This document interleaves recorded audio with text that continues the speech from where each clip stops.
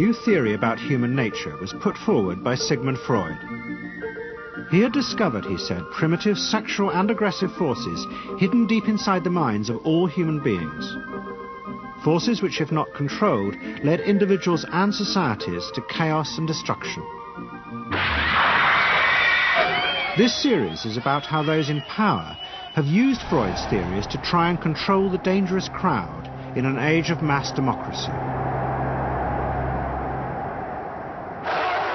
At the heart of the story is not just Sigmund Freud, but other members of the Freud family.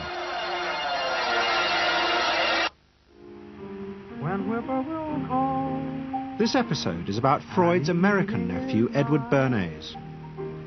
Bernays is almost completely unknown today, but his influence on the 20th century was nearly as great as his uncle's. Because Bernays was the first person to take Freud's ideas about human beings and use them to manipulate the masses.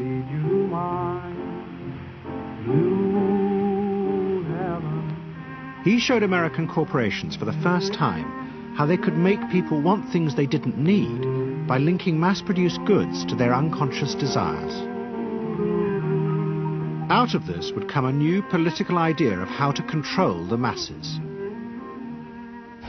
By satisfying people's inner selfish desires, one made them happy and thus docile. It was the start of the all-consuming self, which has come to dominate our world today.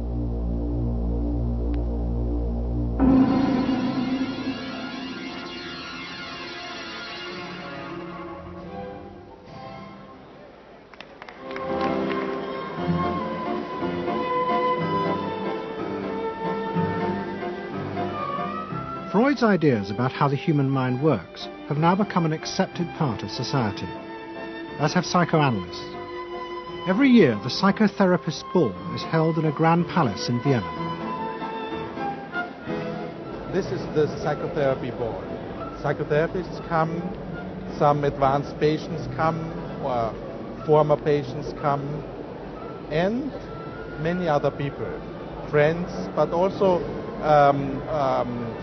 people from the Viennese society who like to go to a nice, elegant, comfortable ball. But it was not always so. 100 years ago, Freud's ideas were hated by Viennese society. At that time, Vienna was the centre of a vast empire ruling Central Europe. And to the powerful nobility of the Habsburg court, Freud's ideas were not only embarrassing, but the very idea of examining and analysing one's inner feelings was a threat to their absolute control. You see, at that time, these people had the power. And of course, you just were not allowed to show your bloody feelings. I mean, you just couldn't. You know, I mean, you couldn't, if you were unhappy. Can you imagine, for instance, you sit somewhere in the country in a castle, you are deeply unhappy, you are a woman. You couldn't go to your maid and cry on her shoulders, or you couldn't go into the village and complain, you know, about your feelings. I mean, you couldn't, it was like selling yourself to somebody. You just couldn't, you know, because they had to respect you. Now, of course, Freud, you see, put that thought very much into question, because you see, to examine yourself, you would have to put a lot of other things into question, your society, everything what surrounds you, and that wasn't a good thing at that time. Why not? Because your self-created empire, to a certain extent, would have fallen into bits much earlier already. But what frightened the rulers of the empire even more was Freud's idea that hidden inside all human beings were dangerous instinctual drives. Freud had devised a method he called psychoanalysis. By analysing dreams and free association, he had unearthed, he said, powerful sexual and aggressive forces which were the remnants of our animal past. Feelings we repressed because they were too dangerous.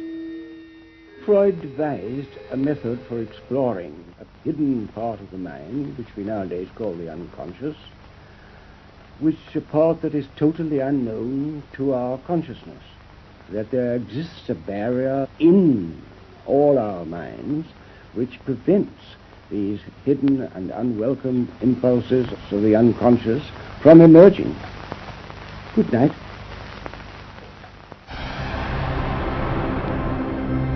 In 1914, the Austro-Hungarian Empire led Europe into war. As the horror mounted, Freud saw it as terrible evidence of the truth of his findings. The saddest thing, he wrote, is that this is exactly the way we should have expected people to behave, from our knowledge of psychoanalysis. Governments had unleashed the primitive forces in human beings, and no one seemed to know how to stop them.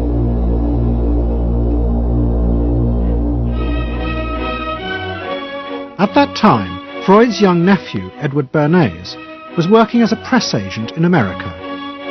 His main client was the world-famous opera singer Caruso, who was touring the United States.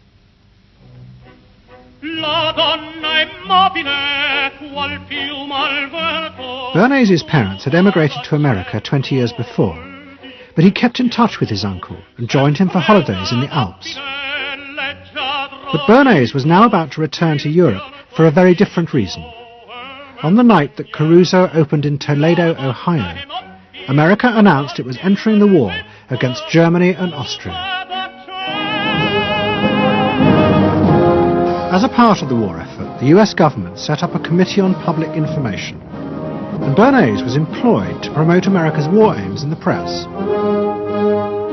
The President, Woodrow Wilson, had announced that the United States would fight not to restore the old empires, but to bring democracy to all of Europe. And Bernays proved extremely skillful in promoting this idea, both at home and abroad. And at the end of the war, he was asked to accompany the President to the Paris Peace Conference. Then, to my surprise, they asked me to go over with Woodrow Wilson to the peace conference. And at the age of 26, I was in Paris for the entire time of the peace conference that was held in the suburb of Paris, and we worked to make the world safe for democracy.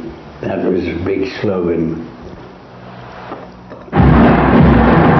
Wilson's reception in Paris astounded Bernays and the other American propagandists. Their propaganda had portrayed Wilson as a liberator of the people, a man who would create a new world in which the individual would be free. They had made him a hero of the masses.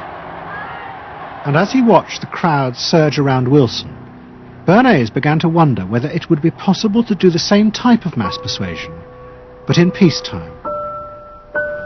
When I came back to the United States, I decided that if you could use propaganda for war, you could certainly use it for peace. And propaganda got to be a bad word because of the Germans using it. So what I did was to try to find some other words. So we found the word Council on Public Relations. Bernays returned to New York and set up as a public relations counsel in a small office off Broadway. It was the first time the term had ever been used. Since the end of the 19th century, America had become a mass industrial society, with millions clustered together in the cities. Bernays was determined to find a way to manage and alter the way these new crowds thought and felt. To do this, he turned to the writings of his uncle Sigmund. While in Paris, Bernays had sent his uncle a gift of some Havana cigars. In return, Freud had sent him a copy of his general introduction to psychoanalysis. Bernays read it, and the picture of hidden irrational forces inside human beings fascinated him. He wondered whether he might make money by manipulating the unconscious. What Eddie got from Freud was indeed this idea that there is a lot more going on in human decision-making, not only among individuals, but even more importantly among groups, than this idea that information drives behavior. And so Eddie began to formulate this idea that you had to look at things that would play to people's irrational emotions. And you see, that moved Eddie immediately into a different category from other people in his field and most government officials and managers of the day who thought if you just hit people with all this factual information, they would look at that and say, oh, of course. And Eddie knew that was not the way the world worked. Bernays set out to experiment with the minds of the popular classes. His most dramatic experiment was to persuade women to smoke. At that time, there was a taboo against women smoking, and one of his early clients, George Hill, the president of the American Tobacco Corporation, asked Bernays to find a way of breaking it. He said, we're losing half of our market because men have invoked a taboo against women smoking in public. Can you do anything about that? I said, let me think about it. And then I said, have I your permission to see a psychoanalyst to find out what cigarettes mean to women? He said, what'll it cost? So I called up Dr. Brill, A.A. Brill, who was a leading psychoanalyst in New York at that time. How come you didn't call your uncle? Why didn't you call your uncle? Because he was in Vienna. A.A. Brill was one of the first psychoanalysts in America, and for a large fee he told Bernays that cigarettes were a symbol of the penis and of male sexual power. He told Bernays that if he could find a way to connect cigarettes with the idea of challenging male power, then women would smoke, because then they would have their own penises. Every year, New York held an Easter Day parade to which thousands came, and Bernays decided to stage an event there. He persuaded a group of rich debutantes to hide cigarettes under their clothes. Then they should join the parade, and at a given signal from him, they were to light up the cigarettes dramatically. Bernays then informed the press that he had heard that a group of suffragettes were preparing to protest by lighting up what they called torches of freedom. He knew this would be an outcry, and he knew that all of the photographers would be there to capture this moment. And so he was ready with a phrase which was torches of freedom. And so here you have a symbol, women, young women, debutantes, smoking a cigarette in public with a phrase that means anybody who believes in this kind of equality pretty much has to support them in the ensuing debate about this, because torches of freedom. I mean, what's on all American coins? It's liberty. She's holding up the torch. You see? And so all of this is there together. There's emotion, there's memory, there's a rational phrase, even though it's using a lot of emotional elements. It's a phrase that works in a rational sense. All of this is together. And so the next day, this was not just in all of the New York papers, it was across the United States and around the world. And from that point forward, the sale of cigarettes to women began to rise. He had made them socially acceptable with a single symbolic act. What Bernays had created was the idea that if a woman smoked, it made her more powerful and independent, an idea that still persists today. Embrace me, my sweet embrace. It made him realize that it was possible to persuade people to behave irrationally if you link products to their emotional desires and feelings. The idea that smoking actually made women freer was completely irrational, but it made them feel more independent. It meant that irrelevant objects could become powerful emotional symbols of how you wanted to be seen by others. Eddie Bernays saw the way to sell product was not to sell it to your intellect, that you ought to buy an automobile, but that you will feel better about it if you have this automobile. I think he originated that idea, that they weren't just purchasing something, but they were engaging themselves emotionally or personally in the product or service. That it's not, you think you need a new piece of clothing, but you'll feel better with the piece of clothing. That was his contribution in a very real sense. We see it all over the place today, but I think he originated the idea of the emotional connect to a product or service. What Bernays was doing fascinated America's corporations. They had come out of the war rich and powerful, but they had a growing worry. The system of mass production had flourished during the war, and now millions of goods were pouring off production lines.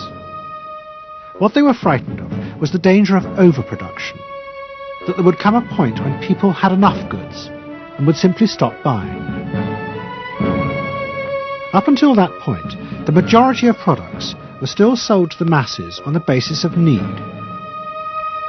While the rich had long been used to luxury goods, for the millions of working-class Americans, most products were still advertised as necessities. Goods like shoes, stockings, even cars were promoted in functional terms for their durability. The aim of the advertisements was simply to show people the product's practical virtues, nothing more.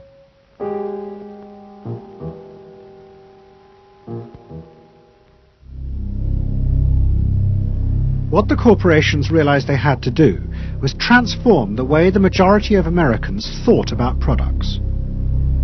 One leading Wall Street banker, Paul Mazur of Lehman Brothers, was clear about what was necessary. We must shift America, he wrote, from a needs to a desires culture. People must be trained to desire, to want new things even before the old have been entirely consumed. We must shape a new mentality in America. Man's desires must overshadow his needs. Prior to that time, there was no American consumer. There was the American worker, and there was the American owner, and they manufactured and they saved and they ate what they had to, and the people shopped for what they needed. And while the very rich may have bought things they didn't need, most people did not. And Mazur envisioned a break with that, where you would have things that you didn't actually need, but you wanted, as opposed to needed. And the man who would be at the center of changing that mentality for the corporations was Edward Bernays. Bernays really is the guy within the United States, more than anybody else, who sort of brings to the table psychological theory as something that is an essential part of how, from the corporate side, of how we are going to appeal to the masses effectively. And the whole sort of merchandising establishment and sales establishment is ready for Sigmund Freud. I mean, they are ready for understanding what motivates the human mind. And so that there's this real openness to Bernays' techniques being used to sell products to the masses. Beginning in the early 20s, the New York banks funded the creation of chains of department stores across America. They were to be the outlets for the mass-produced goods, and Bernays' job was to produce the new type of customer. Bernays began to create many of the techniques of mass consumer persuasion that we now live with. He was employed by William Randolph Hearst to promote his new women's magazines, and Bernays glamorized them by placing articles and advertisements that linked products made by others of his clients to famous film stars like Clara Bow, who was also his client. Bernays also began the practice of product placement in the movies, and he dressed the stars at the film's premieres with clothes and jewellery from other firms he represented. He was, he claimed, the first person to tell car companies they could sell cars as symbols of male sexuality. He employed psychologists to issue reports that said products were good for you, and then pretended they were independent studies. He organised fashion shows in the department stores, and paid celebrities to repeat the new and essential message: you bought things not just for need, but to express your inner sense of yourself to others. There's a psychology of dress. Have you ever thought about it? How it can express your character? You all have interesting characters, but some of them are all hidden. I wonder why you all want to dress always the same, with the same hats and the same coats. I'm sure all of you are interesting and have wonderful things about you, but looking at you in the street, you all look so much the same. And that's why I'm talking to you about the psychology of dress. Try and express yourselves better in your dress. Bring out certain things that you think are hidden. I wonder if you've thought of this angle of your personality. I'd like to ask you some questions. Why do you like short skirts? Oh, because there's more to see. More to see, eh? What good does that do you? What's my answer? It makes you more attractive. Does? In 1927, an American journalist wrote, "A change has come over our democracy. It is called consumptionism. The American citizen's first importance to his country is now no longer that of citizen, but that of consumer." The growing wave of consumerism helped in turn to create a stock market boom. And yet again, Edward Bernays became involved, promoting the novel idea that ordinary people should buy shares, borrowing money from banks he also represented. And yet again, millions followed his advice. He was uniquely knowledgeable about how people in large numbers are going to react to products and ideas and so on. But in political terms, if he were to go out, so I can't imagine that he could get 3 people to stand and listen. Wasn't particularly articulate, was a kind of funny looking, and didn't have any sense of reaching out for people one-on-one. None at all. He didn't think about people in groups of one, thought about people in groups of thousands. So I would have nothing to do with it. Hello? Bernays soon became famous as the man who understood the mind of the crowd. And in 1924, the president contacted him. President Coolidge was a quiet, taciturn man and had become a national joke. The press portrayed him as a dull, humorless figure. Bernays' solution was to do exactly the same as he had done with products. He persuaded 34 famous film stars to visit the White House. And for the first time, politics became involved with public relations. And I lined up these 34 people, and I'd say, "What's your name?" He'd say, "Al Jolson." I'd say, "Mr. President, Al Jolson." Next day, every newspaper in the United States had a front page story. President Coolidge entertains actors at White House. And the Times had a headline which said, "President nearly laughed." And everybody was happy. But while Bernays became rich and powerful in America, in Vienna his uncle was facing disaster. Like much of Europe, Vienna was suffering an economic crisis and massive inflation, which wiped out all of Freud's savings. Facing bankruptcy, he wrote to his nephew for help. Bernays responded by arranging for Freud's works to be published for the first time in America, and began to send his uncle precious dollars, which Freud kept secretly in a foreign bank account. He was Freud's agent, if you will, to get his books published. Well, of course, once the books were being published, Eddie couldn't help himself but promote these books, see that everybody read them, make them controversial, emphasize the fact that, do you know what Freud says about sex and what he says cigarettes are a symbol of and so on and so forth? How do you suppose all those stories got out?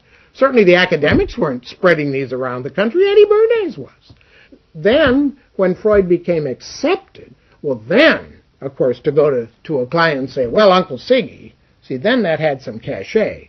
But notice there, first Eddie created Uncle Siggy in the U.S., made him acceptable, secondly, and thirdly, then capitalized on Uncle Siggy. Typical Bernays performance. Bernays also suggested that Freud promote himself in the United States. He proposed his uncle write an article for Cosmopolitan, a magazine that Bernays represented, entitled "A Woman's Mental Place in the Home." Freud was furious. Such an idea, he said, was unthinkable. It was vulgar, and anyway, he hated America. Freud was now becoming increasingly pessimistic about human beings. In the mid-20s, he retreated in the summers to the Alps, sometimes staying in an old hotel, the Pension Moritz in Berchtesgaden. It is now a ruin.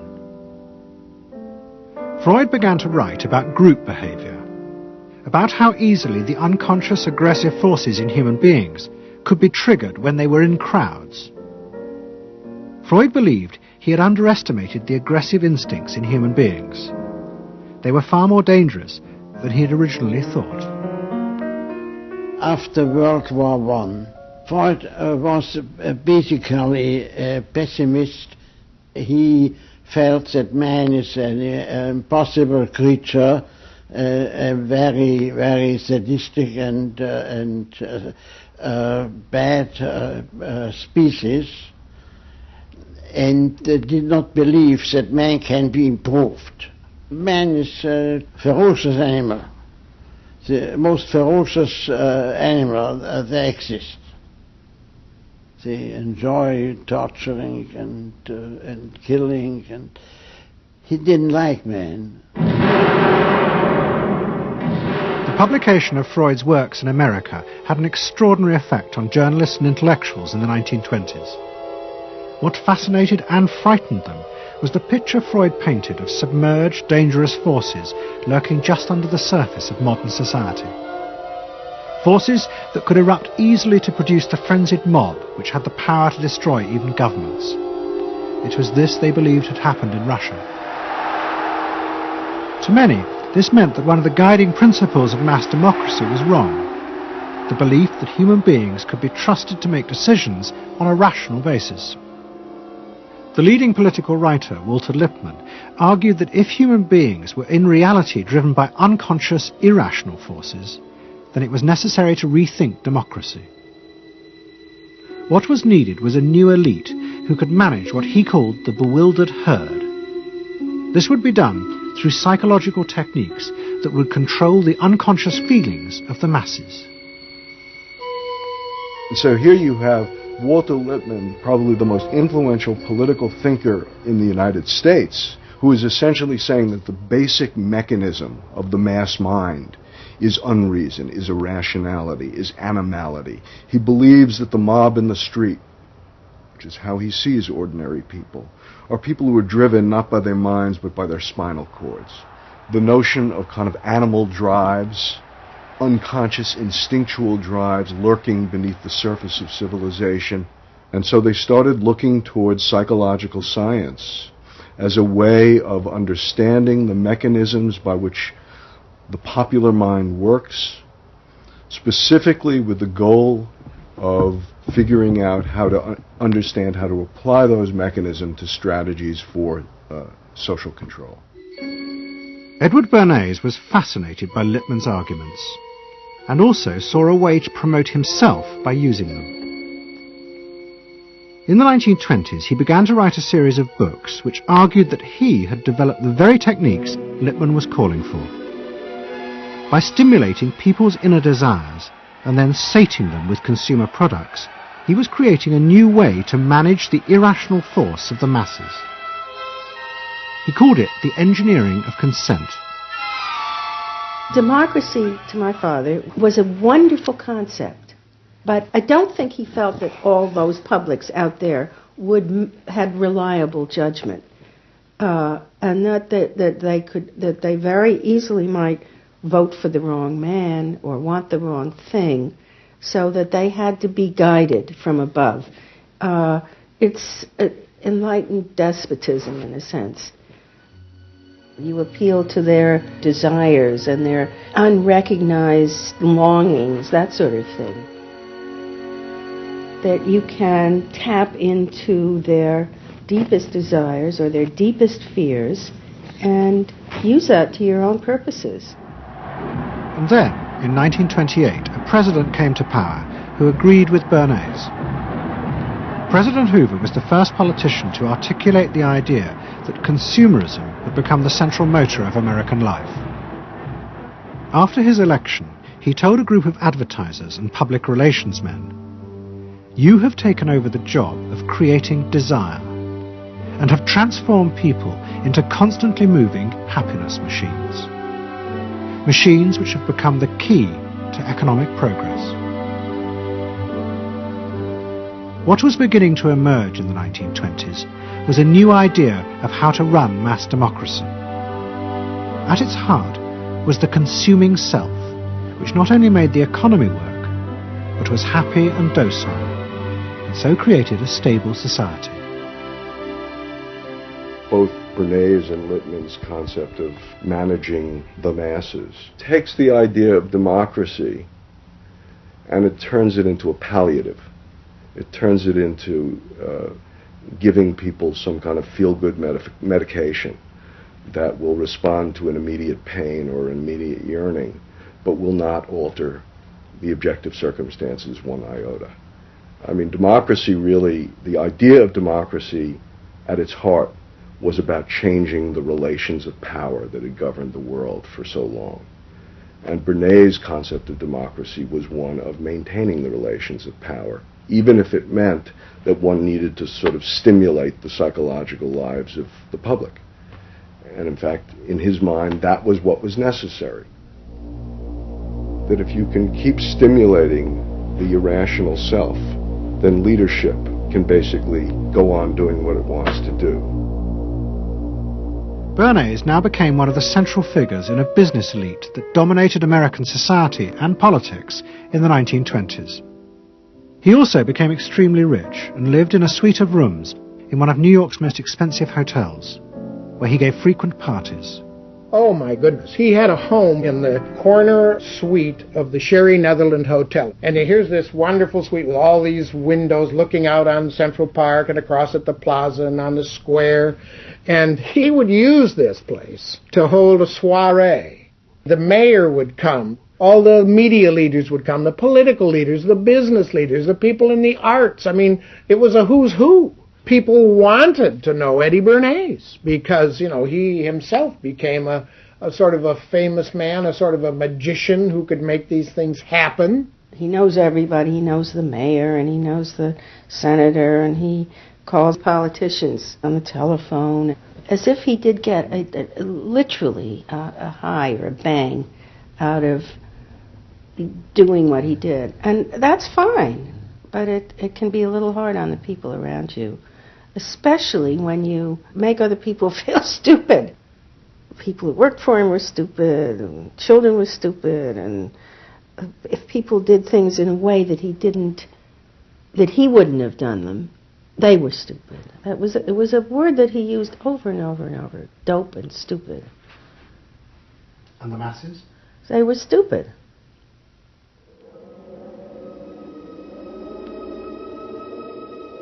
But Bernays' power was about to be destroyed dramatically, and by a type of human irrationality he could do nothing to control. At the end of October 1929, Bernays organised a huge national event to celebrate the 50th anniversary of the invention of the light bulb. President Hoover, the leaders of major corporations, and bankers like John D. Rockefeller were all summoned by Bernays to celebrate the power of American business. But even as they gathered, news came through that shares on the New York Stock Exchange were beginning to fall catastrophically. Throughout the 1920s, speculators had borrowed billions of dollars. The banks had promoted the idea that this was a new era where market crashes were a thing of the past. But they were wrong. What was about to happen was the biggest stock market crash in history. Investors had panicked and begun to sell in a blind, relentless fury that no reassurance by bankers or politicians could halt.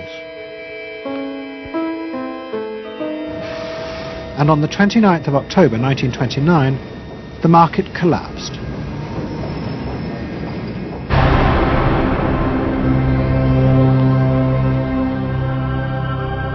The effect of the crash on the American economy was disastrous. Faced with recession and unemployment, millions of American workers stopped buying goods they didn't need. The consumer boom that Bernays had done so much to engineer disappeared, and he and the profession of public relations fell from favour. Bernays' brief moment of power seemed to be over.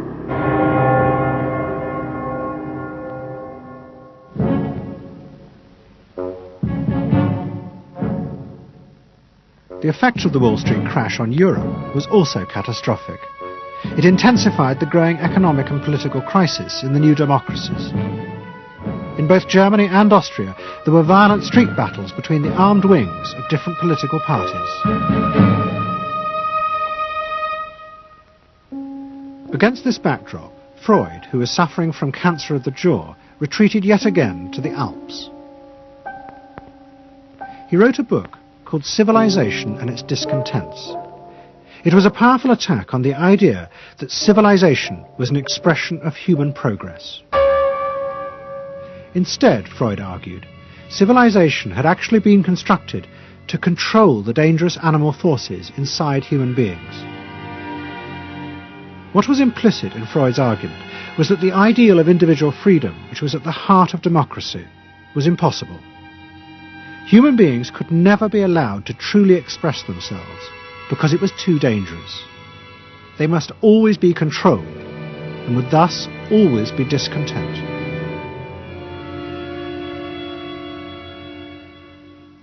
Man doesn't want to be civilized, and he is civilization brings discontent, but it's necessary to survival. Otherwise he couldn't survive. So he must be discontent, because this would be the only way to keep him within limits. But what did Freud think about the idea of the equality of man? He didn't believe in it. We had 32 parties, and Hitler said, before those parties don't vanish, there is no Germany. That's true. You can't have 32 parties, and so they felt this one person will put an end to this comedy.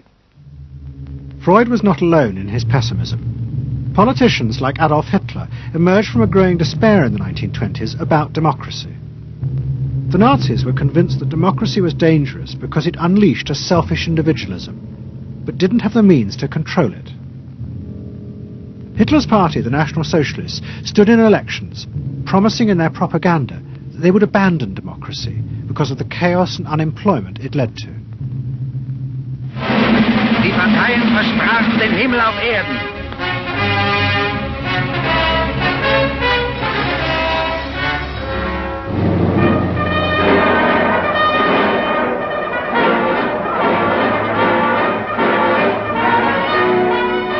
In March 1933, the National Socialists were elected to power in Germany, and they set out to create a society that would control human beings in a different way.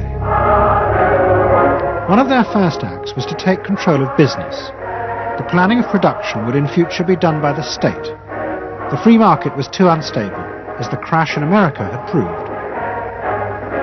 Workers' leisure time was also planned by the state through a new organization called Strength Through Joy. One of its mottos was service, not self.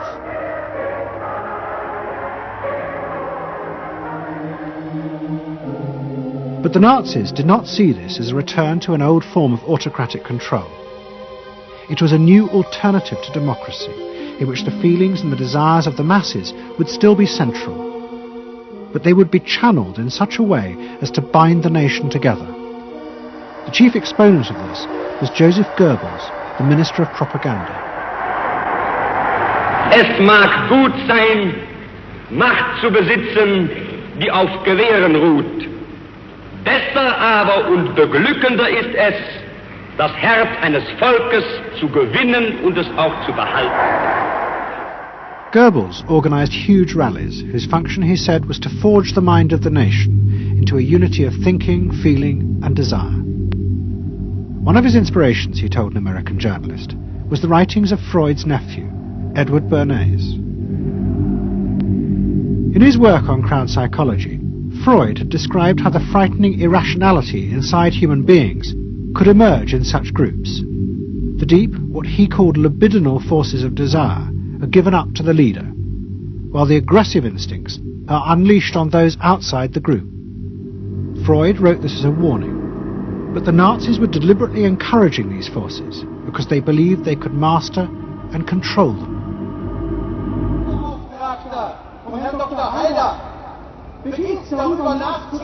Freud was saying that masses are bound by libidinal forces.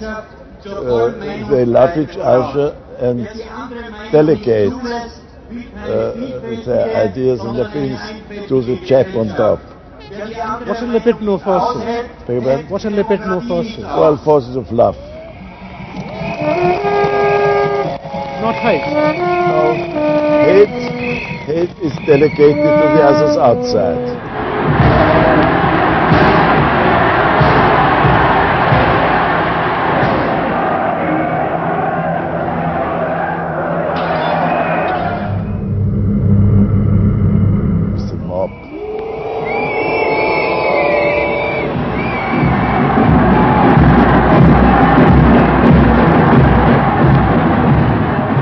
I could see from afar, looking up Wilhelmstraße towards unter den Linden, how those 100,000 of people, when they passed Hitler, they just became completely delirious. They began to shout these cries I will never get out of my ears. Heil, Sieg, Heil. They demented. And here I got confirmation how those irrational forces, uncontrollable forces in Germany, in the Germans, had erupted, had broken out, were running riot, were departing, marching on.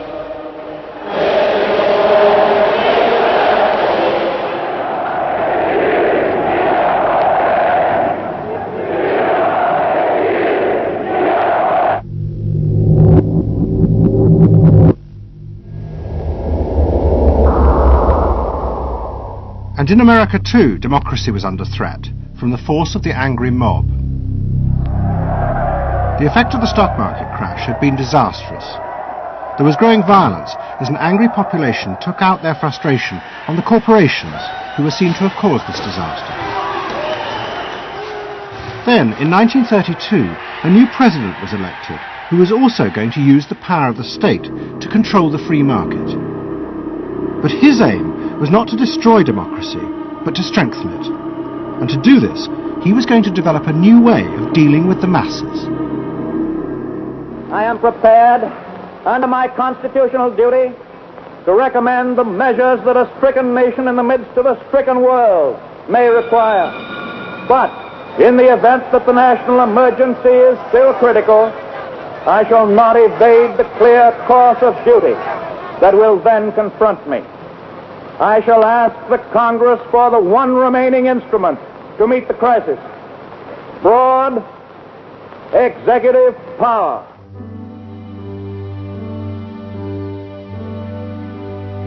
It was the start of what would become known as the New Deal.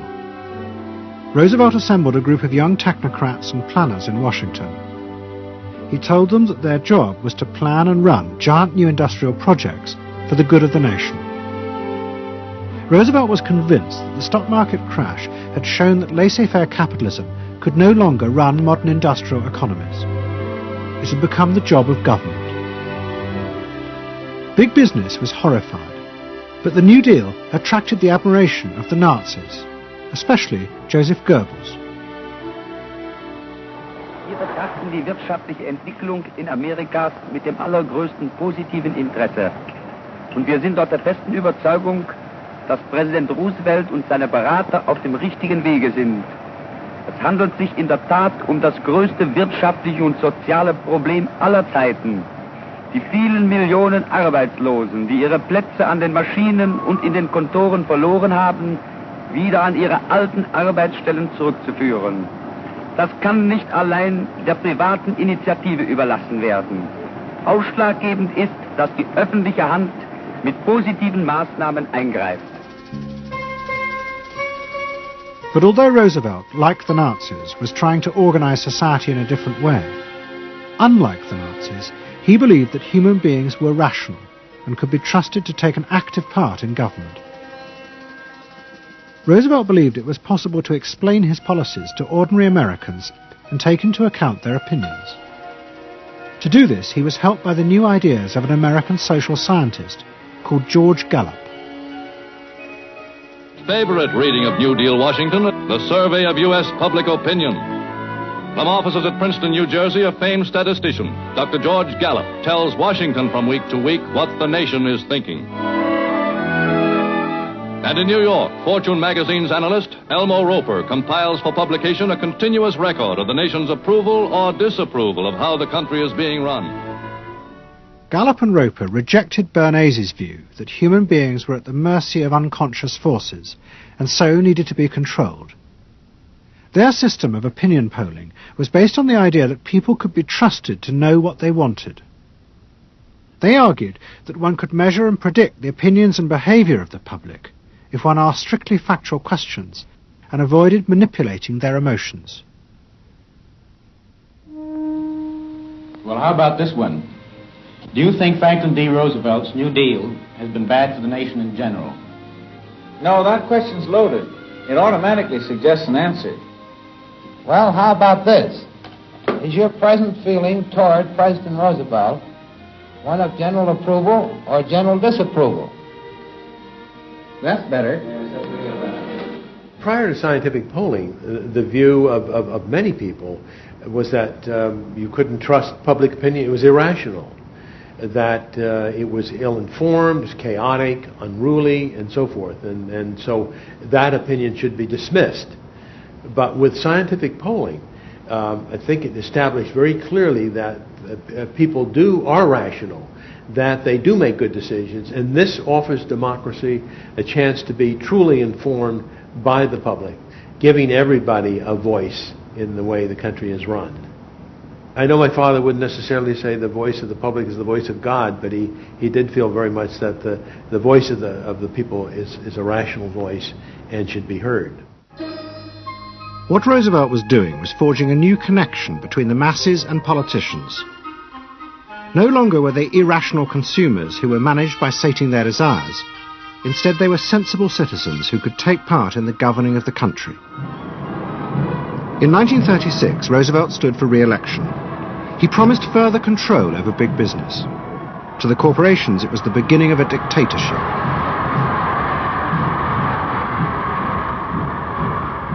Roosevelt interferes with private enterprise, and is running the country into debt for generations to come. The way to get recovery is to let business alone. But Roosevelt was triumphantly re-elected. It looks, my friends, like a real landslide this time. So please let me thank you again and tell you that I hope to see you all very soon and bid you an affectionate good night. Faced with this, business now decided to fight back, to regain power in America. At the heart of the battle would be Edward Bernays and the profession he had invented, public relations. Following that election, business people start to get together and start to carry on discussions, primarily in private, and they start talking to each other about the need to sort of carry on ideological warfare against the New Deal and to sort of reassert the sort of connectedness between the idea of democracy on the one hand and the idea of privately owned business on the other. And so, under the umbrella of an organization which still exists, which is called the National Association of Manufacturers, and whose membership included all of the major corporations of the United States, a campaign is launched explicitly designed to create emotional attachments between the public and big business. It's Bernays' techniques being used on a grand scale. I mean, totally.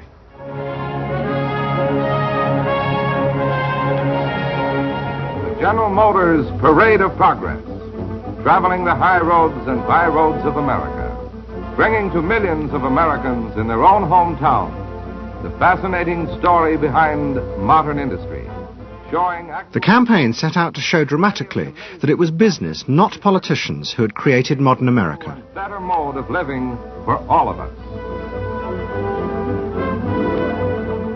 Bernays was an advisor to General Motors, but he was no longer alone.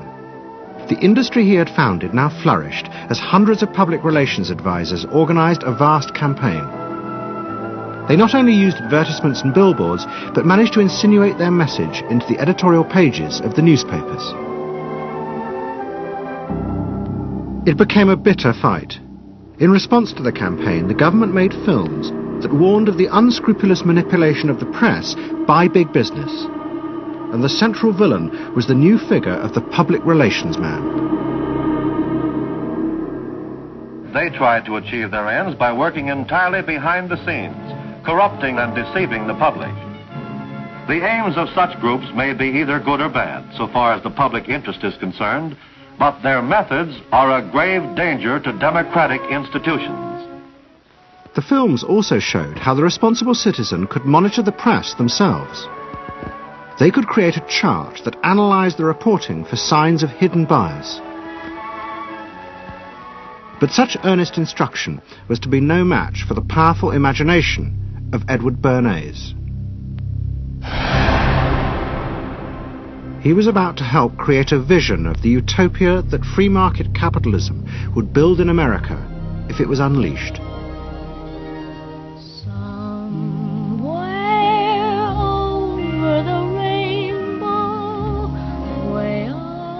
In 1939, New York hosted the World's Fair. Edward Bernays was a central advisor. He insisted that the theme be the link between democracy and American business.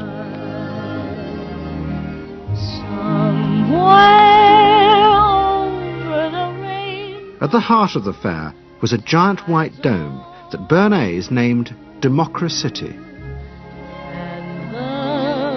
And the central exhibit was a vast working model of America's future, constructed by the General Motors Corporation.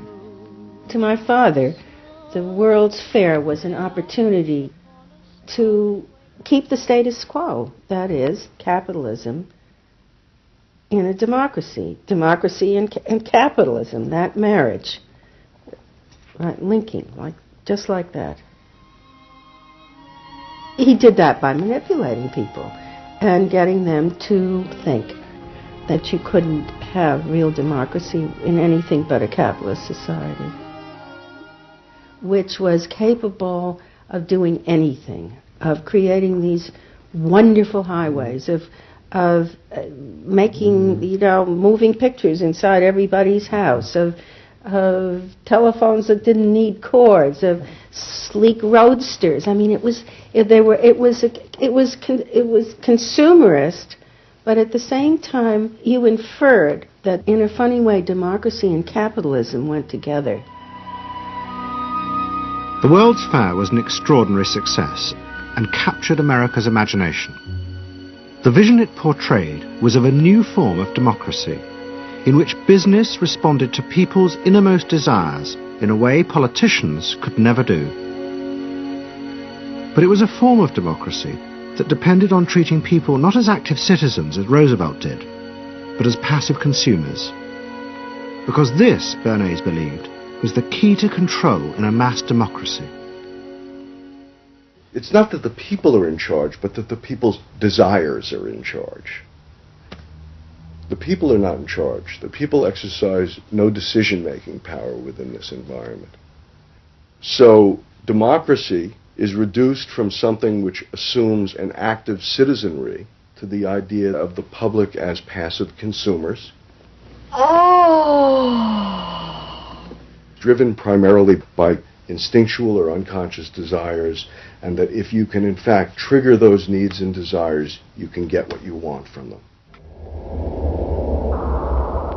But this struggle between the two views of human beings as to whether they were rational or irrational was about to be dramatically affected by events in Europe. Events that would also change the fortunes of the Freud family. In March 1938, the Nazis annexed Austria. It was called the Anschluss. Hitler arrived in Vienna to an extraordinary outpouring of mass adulation. But even as he drove through the city, behind the scenes, the Nazis were systematically whipping up and unleashing the hatred of the crowd against the enemies of the new Greater Germany. The Anschluss was a kind of explosion of terrible hatred against the enemies, so-called enemies, or whatever they considered enemies, against the Jews totally, and also against a lot of very decent Austrians who had opposed the Nazis in Austria. They said it's legitimate, now you can do what you want, so they did it. Stealing, robbing and killing, I can't say it otherwise. And human depravity, of course, is always very near to normal behavior. It can change very quickly.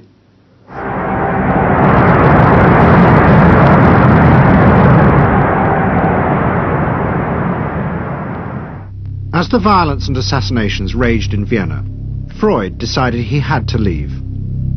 His aim was to go to Britain, but he knew that Britain, like many countries, was refusing entry to most Jewish refugees.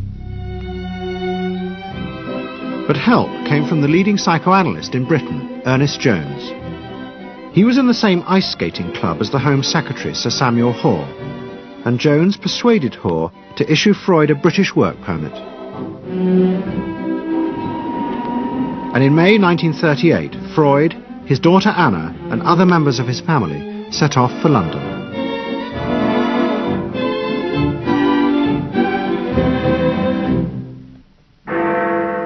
Freud arrived in London as Britain was preparing for war, and he settled with his daughter Anna in a house in Hampstead. But Freud's cancer was now far advanced, and in September 1939, just 3 weeks after the outbreak of war, he died.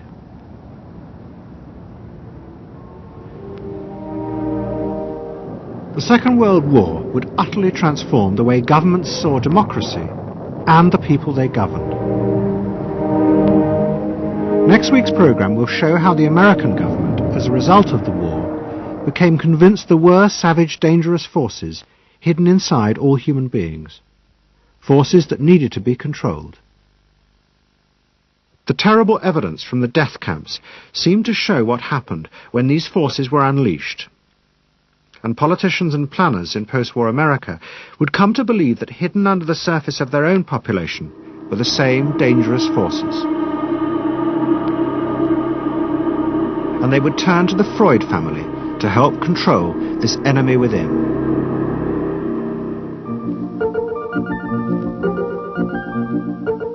And ever adaptable, Edward Bernays would work not just for the American government, but the CIA. And Sigmund Freud's daughter Anna would also become powerful in the United States, because she believed that people could be taught to control the irrational forces within them. Out of this would come vast government programs to manage the inner psychological life of the masses.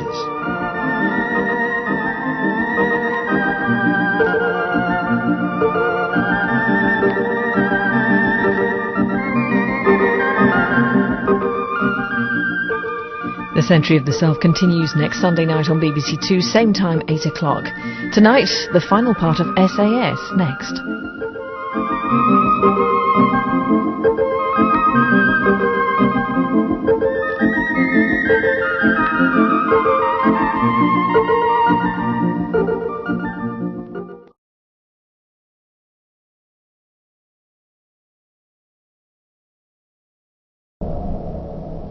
Let's say a word about dreams. We all have thoughts which we never knew we had. They are too uncomfortable, too incompatible with our adult self to be remembered. Yet they are often disturbing, rumbling under the surface like lava in a volcano. The dream is the royal road to these thoughts, the royal road to the unconscious.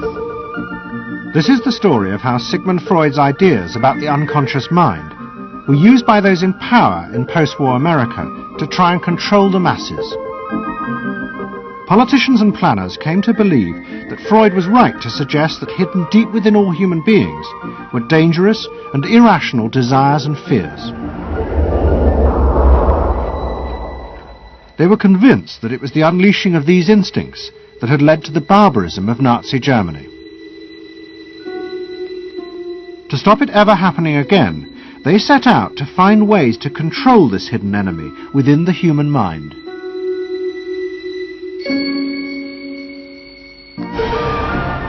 At the heart of the story are Sigmund Freud's daughter Anna and his nephew Edward Bernays, who had invented the profession of public relations. Their ideas were used by the US government, big business and the CIA to develop techniques to manage and control the minds of the American people. Those in power believed that the only way to make democracy work and create a stable society was to repress the savage barbarism that lurked just under the surface of normal American life.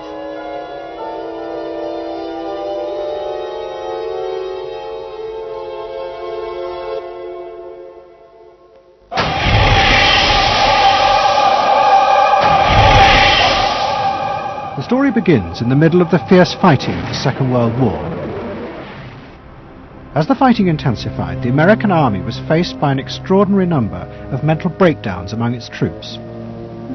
49% of all soldiers evacuated from combat were sent back because they suffered from mental problems. In desperation, the army turned to the new ideas of psychoanalysis. They made a film record of the experiment using hidden cameras. It says here on your record that you had headaches and that you had crying spells. Yes, sir. I believe in your profession is called nostalgia. In other words, homesickness. Yes, sir. Mm-hmm. It was induced when, shortly before the war, I received a picture of my sweetheart. Yes.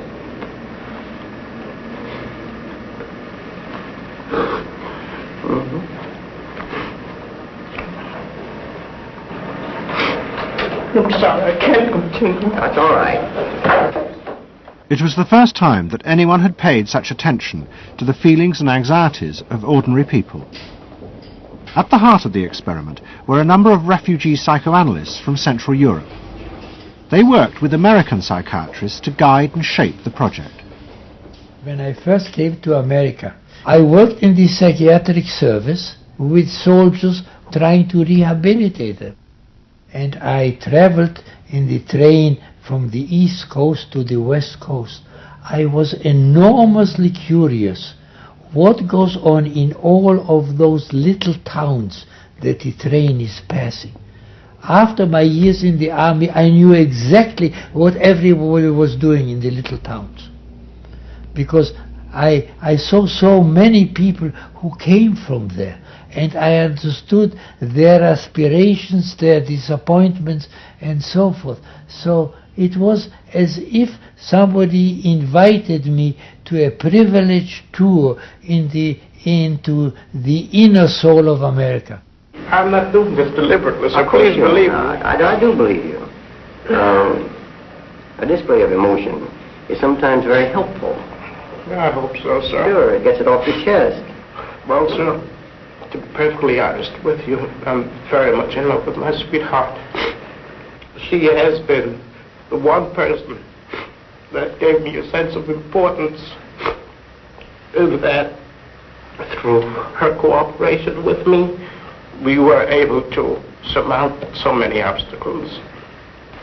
Take it easy now, just talk to... The psychoanalysts used techniques developed by Freud to take the men back into their past. They became convinced that the breakdowns were not the direct result of fighting.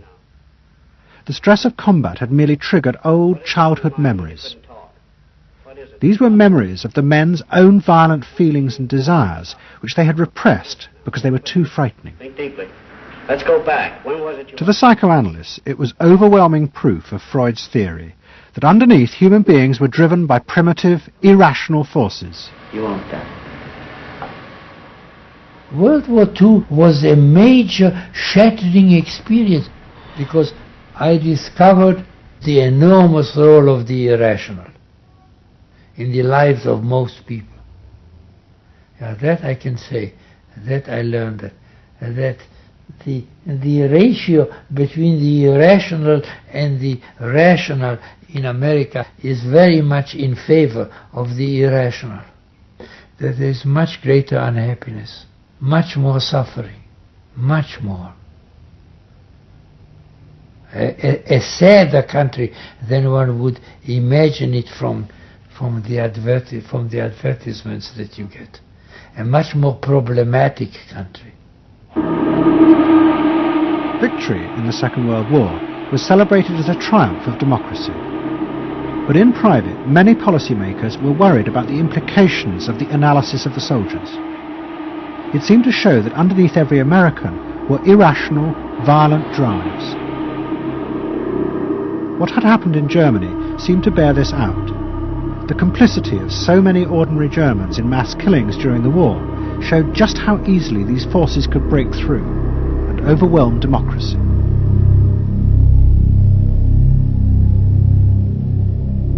Planners and policymakers had been convinced by their experiences during World War II that human beings could act very irrationally because of this sort of teeming and raw and unpredictable emotionality, the kind of chaos that lived at the base of human personality could, in fact, infect the society, social institutions, to such a point that the society itself would become sick. That's what they believe happened in Germany, in which the irrational, the anti-democratic, went wild. It was a vision of human nature as incredibly destructive, and they were terrified that Americans would in fact behave that way, or were capable of behaving that way, and they wanted to avoid a rerun of that. So what is needed is a human being that can internalize democratic values so that they are not shaken with the storm. And psychoanalysis carried in it the promise that it can be done. It opened up new vistas as to how the inner structure of the human being can be changed so that he becomes a more vital, free supporter and maintainer of democracy. The psychoanalysts were convinced they not only understood these dangerous forces, but they knew how to control them too.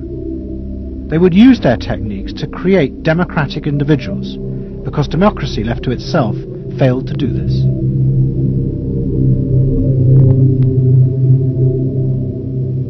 The source of this idea was not only Sigmund Freud, but his youngest daughter, Anna.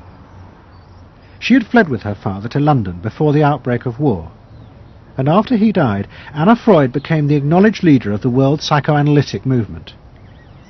She saw her job as to fulfill her father's dream of making his ideas accepted throughout the world.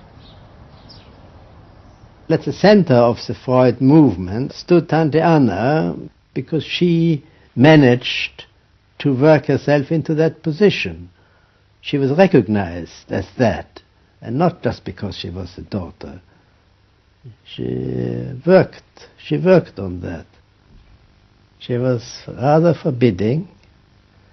She was not, to me, a warm person, not an aunt you could kiss or put your arms around.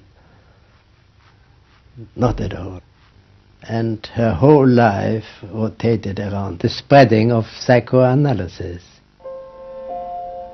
Freud himself had seen the role of psychoanalysis as allowing people to understand their unconscious drives. But Anna Freud believed it was possible to teach individuals how to control these inner forces. She had come to believe this through analysing children, above all the children of her close friend, Dorothy Burlingham. Dorothy Burlingham was an American millionairess who in the 1920s fled a failed marriage and brought her children to Anna Freud in Vienna. They were suffering terrible anxieties and aggression, but Anna Freud was convinced she could free them from this by changing the world around them.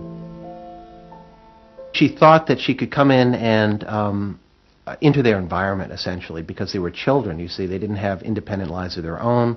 She could go talk to the parents or the mother. She could go to the schools. She could influence their real world, the actual external world, to change their lives and to help them. And to change them as people? I think that was part of what her idea was, is that she felt that she could change them. From her analysis of the Burlingham children, Anna Freud developed a theory of how to control the inner drives. It was simple. You taught the children to conform to the rules of society. But this was more than just moral guidance. Anna Freud believed that if children like the Burlinghams strictly followed the rules of accepted social conduct, then as they grew up, the conscious part of their mind, what was called the ego, would be greatly strengthened in its struggle to control the unconscious. But if children did not conform, their ego would be weak, and they would be prey to the dangerous forces of the unconscious. In my father's case, they were concerned that he would be a homosexual. And so a lot of their efforts went into preventing or trying to stop my father from becoming a homosexual. Whether or not he would have or did, or, it's unknown to me. Why did they want to stop him? Because they felt it was abnormal. It wasn't a normal way to develop. They wanted to have him develop along lines that society recognized to be normal, because if they didn't, then you're going to be under the control of forces that you don't understand, that you're not even aware of. The analysis seemed to be a great success, and in the 30s the Burlingham children had returned to America. They settled down to happy married lives in the suburbs. What they didn't realize was that their experience was about to become a template for a giant social experiment to control the inner mental life of the American population. In 1946, President Truman signed the National Mental Health Act. It had been born directly out of the wartime discoveries by psychoanalysts that millions of Americans who had been drafted suffered hidden anxieties and fears. The aim of the act was to deal with this invisible threat to society.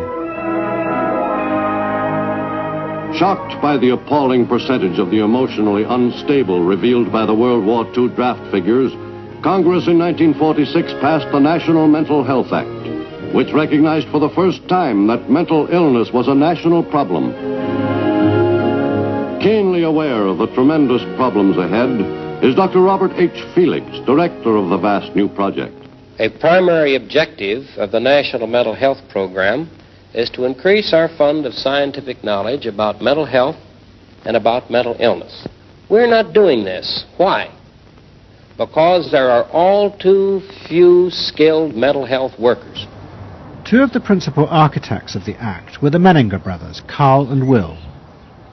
Will had run the wartime psychotherapy experiments, and now he and his brother began to train hundreds of new psychiatrists. The Menningers were convinced that it would be possible to apply Anna Freud's ideas on a wide scale, and to adults as well as children.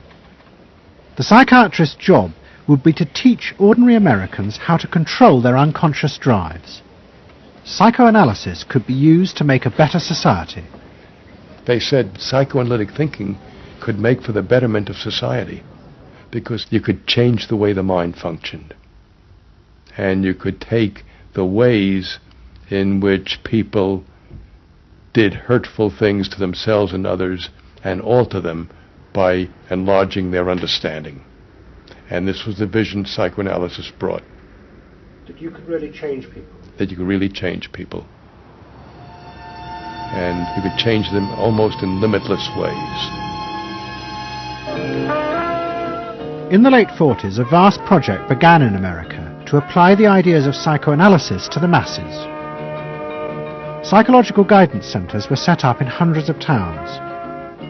They were staffed by psychiatrists who believed it was their job to control the hidden forces inside the minds of millions of ordinary Americans. Yes, I need something done. I need some help.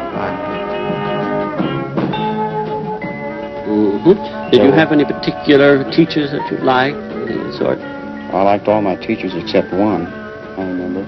Well, what was the trouble with this one? I don't know, she just scared me most of the time. Holler at me and I'd run outside and vomit. I hate my brother. Loathe him. Despise him. At the same time, thousands of counsellors were trained to apply psychoanalysis to marriage guidance. And social workers were sent out to visit people's homes and advise on the psychological structure of family life. Behind all this was the fundamental idea of Anna Freud's, that if people were encouraged to conform to the accepted patterns of family and social life, then their ego would be strengthened. They would be able to control the dangerous forces within them. When your emotions control your actions, it affects not only yourself, but the people around you. And if this sort of flare-up is repeated often, it might lead to a permanently warped personality. You can control the fire of your emotions so that your personality becomes more pleasant. So we expect that someone who's been through that experience will be much more insightful, much more understanding, and a much better regulated person. And what happens to the dog? And regulation includes being able to let go, as it were, to enjoy a football game or a soccer game.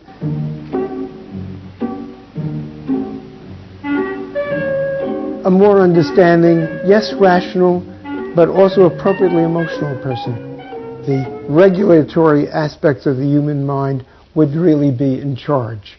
Instead of being overwhelmed by our passions and by our darker impulses. That one would be master or mistress of one's own passions. They just felt that the road to happiness was in adapting to the external world in which they lived. That people could be uncrippled from their own neurotic conflicts and impulses, that they would not engage in self-destructive behavior, that they would in fact adapt to the reality about them. They never questioned the reality. They never questioned that it might itself be a source of evil or something to which you could not adapt without compromise or without suffering or without exploiting yourself in some way. So there was this fit with the politics of the day. And a balance of emotions is important to a well-rounded personality. But it was only the beginning of the rise to power of psychoanalysis in America. Psychoanalysts were about to move into big business and use their techniques not just to create model citizens, but model consumers. Last week's episode showed how Freud's American nephew, Edward Bernays, had been the first to convince American corporations that they could sell products by connecting them with people's unconscious feelings. But now, a group of psychoanalysts were going to take what Bernays had begun and invent a whole range of techniques to get inside and manage the unconscious mind of the consumer. They were led by Ernest Dichter. Dichter had practiced next door to Freud in Vienna, but he had come to America and set up the Institute for Motivational Research in an old mansion north of New York. This is the Institute for Motivational Research, a place devoted to the intriguing business of finding out why people behave as they do, why they buy as they do, why they respond to advertising as they do. And this is Dr. Ernest Dichter. We don't go out and ask directly, why do you buy, why don't you? What we try to do instead is to understand the total personality, the self-image of the customer. We use all the resources of modern social sciences. It opens up some stimulating psychological techniques for selling any new product. Like the other psychoanalysts, Dichter believed that American citizens were fundamentally irrational beings. They could not be trusted. Their real reasons for buying products were rooted in unconscious desires and feelings. And Dichter wanted to find ways to uncover what he called the secret self of the American consumer.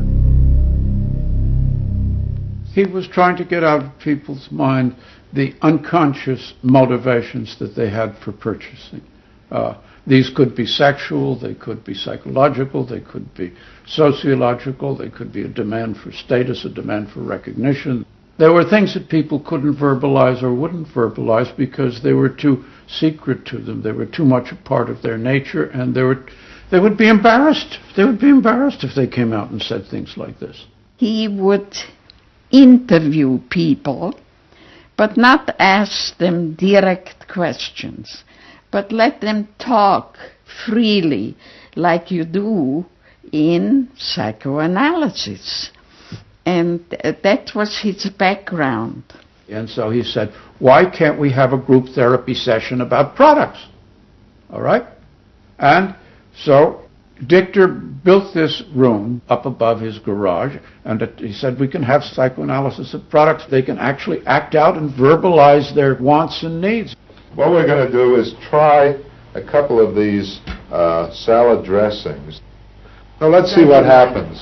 Here is our typical housewife. She doesn't follow the instructions. And they could be observed and watched, and other people could comment, and they could talk about it, and everybody could join in. He was the first to do this. This was absolutely the first thing that was ever done. And he had a movie projector up there where you could show advertisements and things like that, and people could react to them. And he invented the whole technique for mining the unconscious about the hidden psychological wants that people had about products. This became the focus group. It worked. Dichter's breakthrough came with a focus group study he did for Betty Crocker Foods. Like many food manufacturers in the early 50s, they had invented a new range of instant convenience foods. But although consumers had told market researchers they would welcome the idea, in fact they were refusing to buy them. The worst problem was the Betty Crocker cake mix. Dichter did a series of focus groups where housewives free associated about the cake mix. He concluded that they felt unconscious guilt at the new image being promoted of ease and convenience. In other words, he understood that the barrier to the consumption of the product was the housewife's feeling of guilt about using it. They basically, on one hand, wanted to make it easy for themselves, but they felt guilty about it. So what you've got to do in those circumstances is remove the barrier being guilt. The way you do that is to give the housewife a greater sense of participation. And how do you do that? By adding an egg. Simple as that. As simple as that. Dichter told Betty Crocker to put an instruction on the packet that the housewife should add an egg. It would be an unconscious symbol, he said, of the housewife mixing in her own eggs as a gift to her husband, and so would lessen the guilt. Betty Crocker did it, and the sales soared. My cake is ready. The consumer may have basic needs that the consumer himself or herself doesn't fully understand. You have to know what those needs are in order to fully exploit the consumer. Is it wrong to give people what they want by taking away their defenses, helping remove their defenses? It seems so much longer than last year. It is. Nearly 4 inches longer in some models. Oh! Dichter's success led to a rush by corporations and advertising agencies to employ psychoanalysts. They became known as the Depth Boys, and they promised to show companies how to make millions by connecting their products with people's hidden desires. Dichter himself became a millionaire, famous for inventing slogans like "a tiger in your tank." Even the marketing of the Barbie doll came from a children's focus group. And so it goes. But Dichter was convinced that this was far more than just selling. Like Anna Freud, he believed that the environment could be used to strengthen the human personality. And products had the power both to sate inner desires and give people a feeling of common identity with those around them. It was a strategy for creating a stable society. Dichter called it the strategy of desire. To understand a stable citizen, you have to know that modern man quite often tries to work off his frustrations by spending on self-gratification. Modern man is eternally ready to fill out his self-image by purchasing products which complement it. If you identify yourself with a product, it can have a therapeutic value.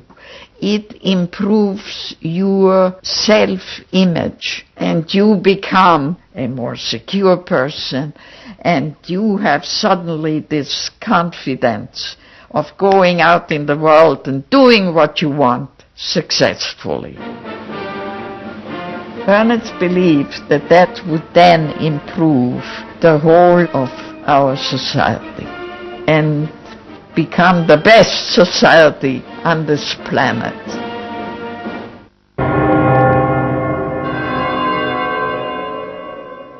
By the early 50s, the ideas of psychoanalysis had penetrated deep into American life. The psychoanalysts themselves became rich and powerful. Many had consulting rooms overlooking Central Park in New York. Politicians and famous writers like Arthur Miller and Tennessee Williams became their patients. They were seeking not just help, but to understand the hidden roots of human behavior. We were sought after. Washington was interested in what we think. You know, the important writers, important politicians were undergoing psychoanalysis. It was, we had waiting lists because there were so many patients that wanted to be analyzed. So it gave us a little bit of a swellhead. And as the psychoanalysts' ideas took hold in America, a new elite began to emerge, in politics, social planning, and in business. What linked this elite was the assumption that the masses were fundamentally irrational. To make a free market democracy like America work, one had to use psychological techniques to control mass irrationality. They actually believed that this elite was necessary because individual citizens were not capable, if left alone, of being democratic citizens. The elite was necessary in order to create the conditions that would produce individuals capable of behaving as a good consumer and also behaving as a democratic citizen. They didn't see their activities as anti-democratic, as undermining the capacity of individual citizens for democracy. Quite the opposite. They understood that they were creating the conditions for democracy's survival and future. The rise of psychoanalysis to power in America was an extraordinary triumph for Anna Freud and her tireless promotion of her ideas. She remained in England, living with Dorothy Burlingham. On the surface, it was an idyllic life. She and Dorothy had bought a weekend cottage on the Suffolk coast. And in the summers, Dorothy's children came from America to visit with the grandchildren. But underneath, things were going badly wrong. Both Bob and Mabby Burlingham, who Anna Freud had analysed in the 1930s, had suffered personal breakdowns, and their marriages were collapsing. Bob was drinking heavily, and Mabby suffered terrible anxieties. The real reasons for the visits to England were yet more analysis with Anna Freud. Well, the problem was that it didn't look very good, did it? Because here you have somebody who's having nervous breakdowns and is having alcoholic binges. And this is not exactly, doesn't really sit well. Well, you know, from a humane standpoint, obviously this is not desirable. You know, you want to help these people. But it also had the wider ramifications of everybody in analysis, in analytic circles, knew that Bob and Mabby were guinea pigs. They were the living proof that this was a wonderful process. It was very much swept under the rug. It didn't get out.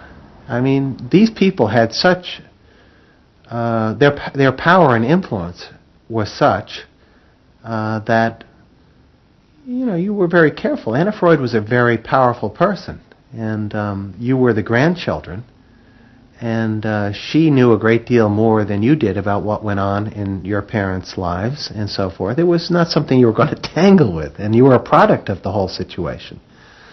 But at the same time, we all knew that something was really out of whack. As she grew older, she became more and more important, didn't she? Politically and scientifically, but she didn't know when to stop. She was a bit too righteous. What she did was always the thing, and she would never, to my knowledge, acknowledge that she could make a mistake or be wrong. That is my feeling. But the power and influence of the Freud family in America was about to grow even more. Politicians were about to turn to Anna Freud's cousin, Edward Bernays, for help in a time of crisis. He was going to manipulate the inner feelings and fears of the masses to help America's politicians fight the Cold War. I don't mean to say, and no one can say to you, that there are no dangers. Of course there are risks if we are not vigilant. But we do not have to be hysterical. In 1953, the Soviet Union exploded its first hydrogen bomb, and the fear of nuclear war and communism gripped the United States. Those in power became concerned about how to reassure the population. Committees were set up and public information films made, appealing for calm in the face of new threats, like nuclear fallout. It's the fallacy of devoting 85% of one's worrying capacity to an agent that constitutes only about 15% of an atomic bomb's destroying potential. At this point, Edward Bernays was living in New York. In the 1920s, he had invented the profession of public relations and was now one of the most powerful PR men in America. He worked for most of the major corporations and advised politicians, including President Eisenhower. Like his uncle Sigmund, Bernays was convinced that human beings were driven by irrational forces. The only way to deal with the public was to connect with their unconscious desires and fears. Bernays argued that instead of trying to reduce people's fear of communism, one should actually encourage and manipulate the fear, but in such a way as it became a weapon in the Cold War. Rational argument was fruitless. What my father understood about groups is that they are manipulable, they're malleable, and that you can tap into their deepest desires or their deepest fears and use that to your own purposes. I don't think he felt that all those publics out there had reliable judgment, that they very easily might vote for the wrong man or want the wrong thing, so that they had to be guided from above. One of Bernays' main clients was the giant United Fruit Company. They owned vast banana plantations in Guatemala in Central America. For decades, United Fruit had controlled the country through pliable dictators. It was known as a banana republic. But in 1950, a young officer, Colonel Arbenz, was elected president. He promised to remove United Fruit's control over the country. And in 1953, he announced the government would take over much of their land. It was a massively popular move, but a disaster for United Fruit, and they turned to Bernays to help get rid of Arbenz. United Fruit brings in Bernays, and he basically understood that what United Fruit Company had to do was change this from being a popularly elected government that was doing some things that were good for the people there into this being very close to the American shore, a threat to American democracy, that it being at a time in the Cold War when Americans responded to issues of the Red Scare and what communism might do, he was trying to transform this, and brilliantly did transform it into an issue of a communist threat very close to our shores, taking United Fruit again as a commercial client out of the picture and making it look like a question of American democracy, American values being threatened. In reality, Arbenz was a democratic socialist with no links to Moscow. But Bernays set out to turn him into a communist threat to America. He organized a trip to Guatemala for influential American journalists. Few of them knew anything about the country or its politics. Bernays arranged for them to be entertained and to meet selected Guatemalan politicians who told them that Arbenz was a communist controlled by Moscow. During the trip, there was also a violent anti-American demonstration in the capital. Many of those who worked for United Fruit were convinced it had been organized by Bernays himself. He also created a fake independent news agency in America called the Middle American Information Bureau. It bombarded the American media with press releases saying that Moscow was planning to use Guatemala as a beachhead to attack America. All of this had the desired effect. In Guatemala, the Jacob Arbenz regime became increasingly communistic after its inauguration in 1951. Communists in the Congress and high governmental positions controlled major committees, labor and farm groups, and propaganda facilities. They agitated and led in demonstrations against neighboring countries and the United States.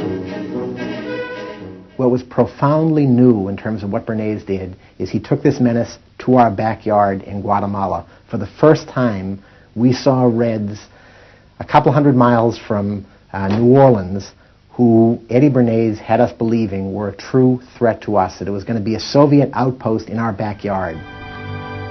But what Bernays was doing was not just trying to blacken the Arbenz regime. He was part of a secret plot. President Eisenhower had agreed that America should topple the Arbenz government, but secretly. the CIA were instructed to organize a coup. Working with the United Fruit Company, the CIA trained and armed a rebel army and found a new leader for the country called Colonel Armas. The CIA agent in charge was Howard Hunt, later one of the Watergate burglars. What we wanted to do was have a terror campaign to terrify Arbenz particularly, terrify his troops, much as the German Stuka bombers terrified the population of Holland, Belgium, and Poland at the onset of World War II, and just rendered everybody paralyzed. As planes flown by CIA pilots dropped bombs on Guatemala City, Edward Bernays carried on his propaganda campaign in the American press. He was preparing the American population to see this as the liberation of Guatemala by freedom fighters for democracy. He totally understood that the coup would happen when the public and the press, when conditions in the public and the press allowed for a coup to happen, and he created those conditions. He was totally savvy in terms of just what he was helping create there in terms of this overthrow. But ultimately he was reshaping reality, reshaping public opinion in a way that's undemocratic and manipulative. On June the 27th, 1954, Colonel Arbenz fled the country, and Armas arrived as the new leader. Within months, Vice President Nixon visited Guatemala. In an event staged by United Fruit's PR department, he was shown piles of Marxist literature that had been found, it was said, in the presidential palace. This is the first time in the history of the world that the communist government has been overthrown by the people. And for that we congratulate you and the people of Guatemala for the support they have given. And we are sure that under your leadership, supported by the people whom I have met by the hundreds on my visit to Guatemala, that Guatemala is going to enter a new era in which there will be prosperity for the people together with liberty for the people. Thank you very much for allowing us to see this exhibit of communism in Guatemala. You're welcome. And for dinner, see what Mother has for dessert. Banana gingerbread shortcake. Just another of the many tempting ways in which this nutritious fruit can be prepared. So now that you've seen where bananas come from before they reach your table, our journey to Banana Land is ended. We hope you enjoyed the trip. We know you like bananas. Bernays had manipulated the American people, but he had done so because he, like many others at the time, believed that the interests of business and the interests of America were indivisible, especially when faced with the threat of communism. But Bernays was convinced that to explain this rationally to the American people was impossible, because they were not rational. Instead, one had to touch on their inner fears and manipulate them in the interests of a higher truth. He called it the engineering of consent. He was doing it for the American way of life, and to which he was devoted, sincerely devoted, and yet he felt the people were really pretty stupid. And that's the paradox. If you don't leave it up to the people themselves, but force them to choose what you want them to choose, however subtly, then it's not democracy anymore. It's something else. It's being told what to do. It's that old authoritarian thing. But the idea that it was necessary to manipulate the inner feelings of the American population in the interests of fighting the Cold War now began to take root in Washington. Above all, in the CIA, who were going to take it much further. They were concerned that the Soviets were experimenting with psychological methods to actually alter the memories and feelings of people, the aim being to produce more controllable citizens. It was known as brainwashing. Psychologists in the CIA were convinced that this really might be possible, and that they should try to do it themselves. The image of the human being that was being built up at that particular time was that there was a great deal of vulnerability in every human being, and that vulnerability could be manipulated to program somebody to be something that I wanted them to be, and they didn't want to be. That you could manipulate people in such a way that they could be automatons, if you will, for whatever your own purposes were. This was the image that people thought was possible. In the late 50s, the CIA poured millions of dollars into the psychology departments of universities across America. They were secretly funding experiments on how to alter and control the inner drives of human beings. The most notorious of these experiments was run by the head of the American Psychiatric Association, Dr. Ewan Cameron. Like many psychiatrists at that time, Cameron was convinced that inside human beings were dangerous forces which threatened society. But he believed that it was possible not just to control these forces, but actually remove them. He thought that psychiatry should not just concentrate on sick people, mentally ill, but should actually go into government, that politicians should listen to psychiatrists. Psychiatrists should be in every parliament and should direct and monitor political activities, because they knew in a rational, scientific way what was good for people. Cameron had set up a clinic in a hospital in Montreal called the Allen Memorial. It is now long since closed down. Cameron took patients who suffered a wide range of mental problems. His theory was that these resulted from forgotten or repressed memories. But he was impatient with the idea of using psychotherapy to uncover them. Instead, he would simply wipe them. Cameron used drugs, including LSD, and the technique of ECT, electroconvulsive therapy. It was conventionally used at that time to relieve depression. But Cameron was going to use it in a new way, to produce new people. He was really using it to try and change the fundamental function of the individual, to alter their past memories, their past ways of behaving, and as I think he said at one point, it is to just sort of erase everything from their past, so that you then had a slate in which you could record new ways of behavior. And so he used massive doses of shock, people receiving several shocks a day, and over a course of time, hundreds of ECT treatments, so that they were just reduced to a sort of a very primitive vegetable state. I don't remember what happened to me. I was introduced to Dr. Cameron, and I don't remember Dr. Cameron at all. I don't remember any of that. They shipped me up to what they called the sleep room, and they gave me all of these electroconvulsive shock treatments and megadoses of drugs and LSD and all of that, and I have no memory of any of that. Nothing of that time in the Allen Memorial or any of my life previous to that. All gone. Wiped. And then having depatterned somebody or brought them down to where basically nothing but the essential functions of the body were going on in terms of breathing and things of this nature.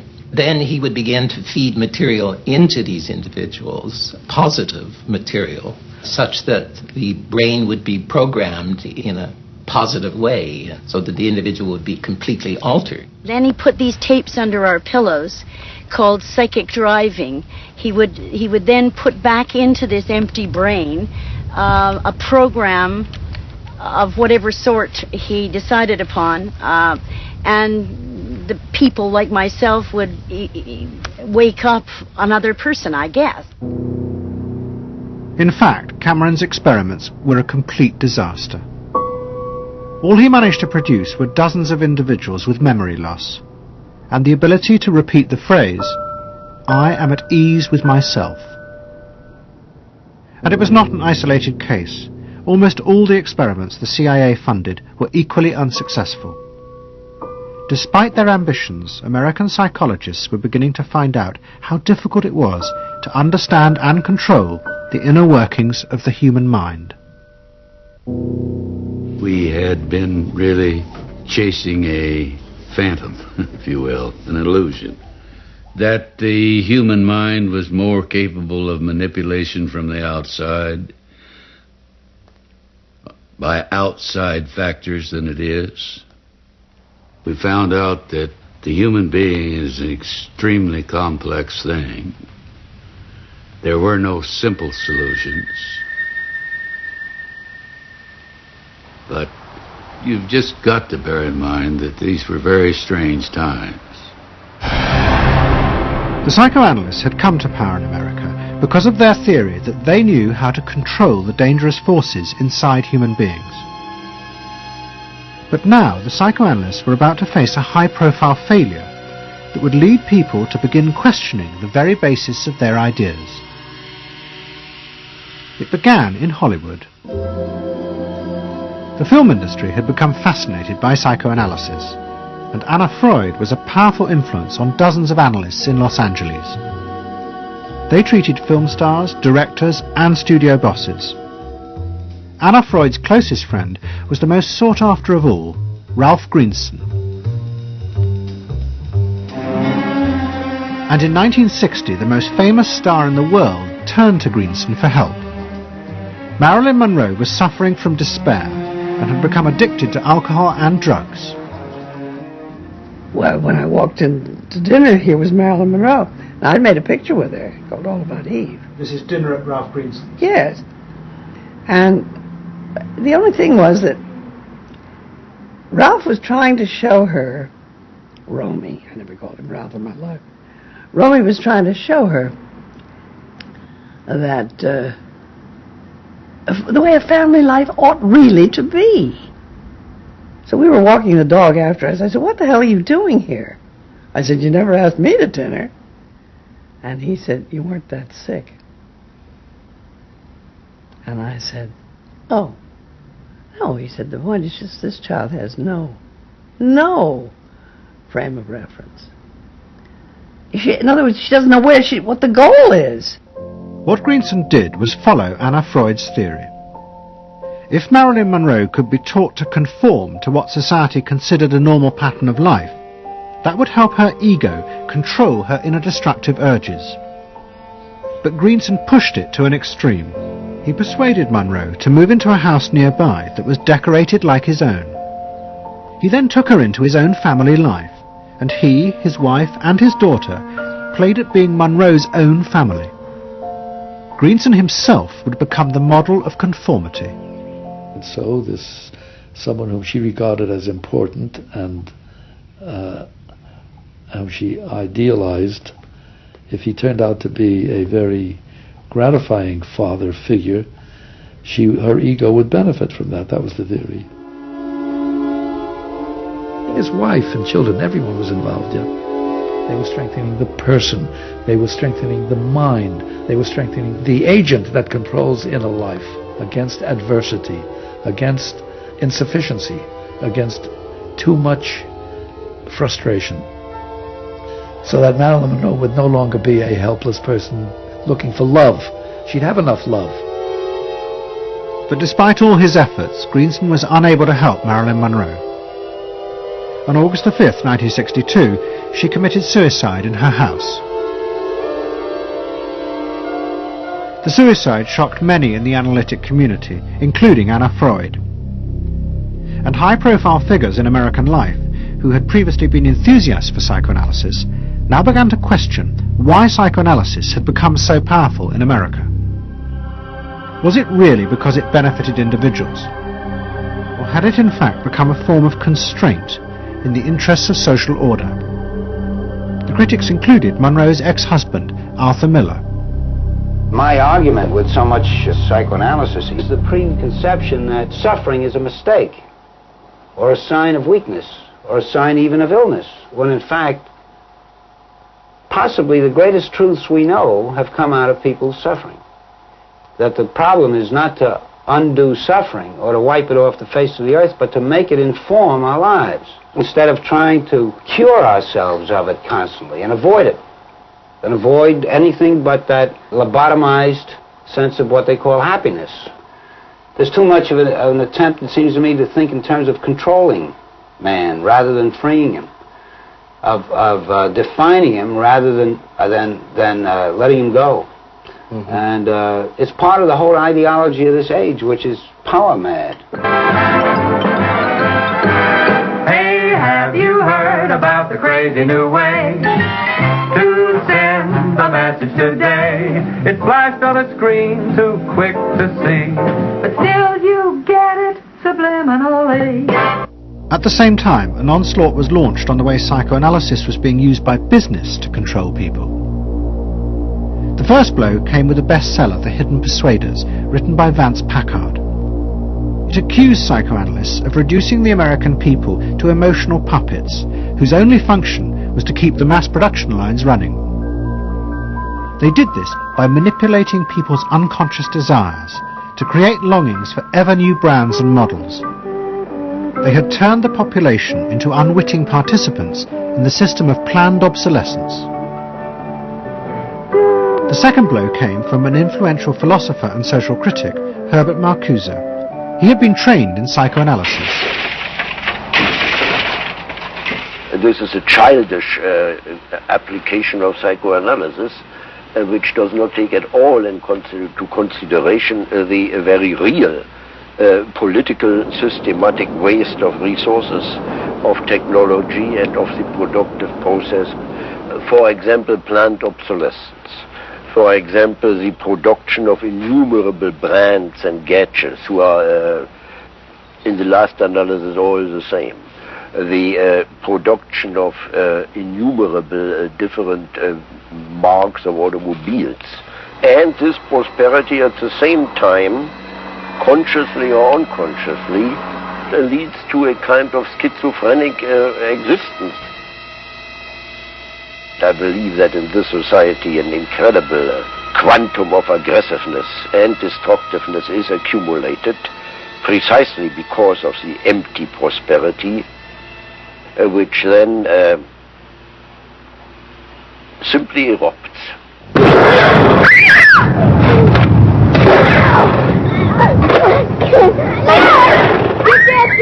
Marcuse's argument was not simply that psychoanalysis had been used for corrupt purposes. It was more fundamental. Marcuse said that the very idea that you needed to control people was wrong. Human beings did have inner emotional drives, but they were not inherently violent or evil. It was society that made these drives dangerous by repressing and distorting them.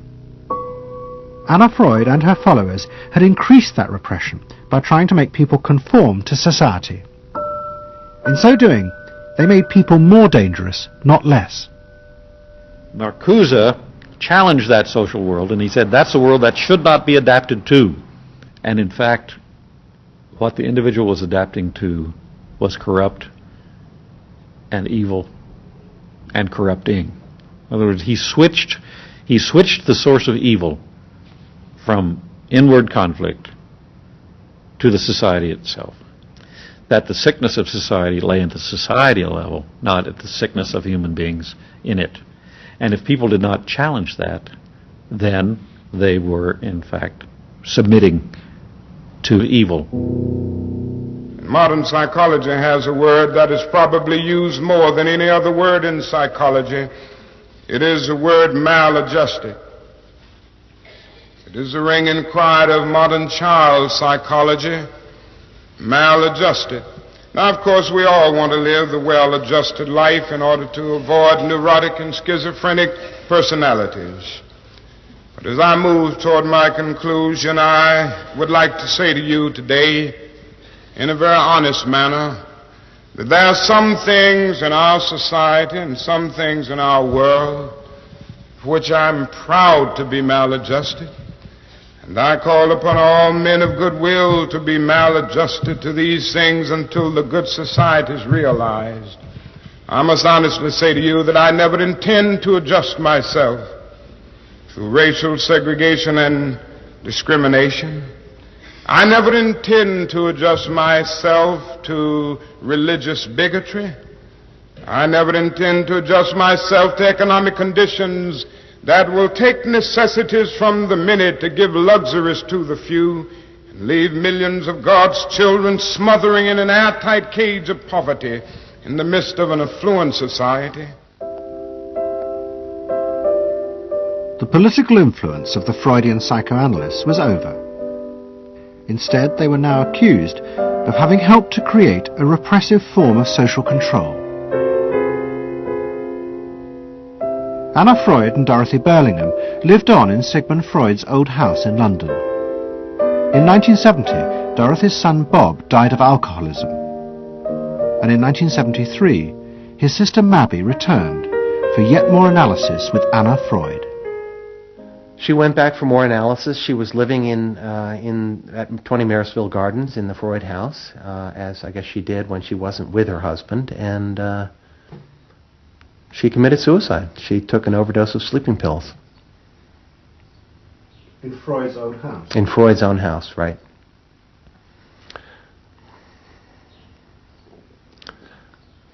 So, I mean, the obvious, there are a lot of implications that one can draw from that, and I just think she happened to reach the end of the rope there. Although it would seem to be a very pointed act. Obviously, suicide is a very politicized act, and to do it in Sigmund Freud's own house is certainly different from doing it in Riverdale back in New York.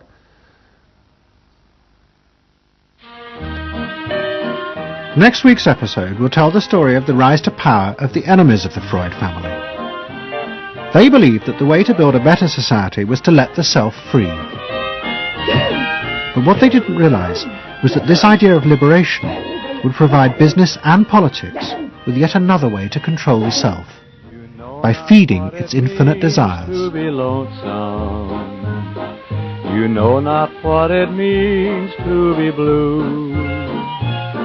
Someday you'll realize and pay for all those lies, then you'll know what it means to be blue.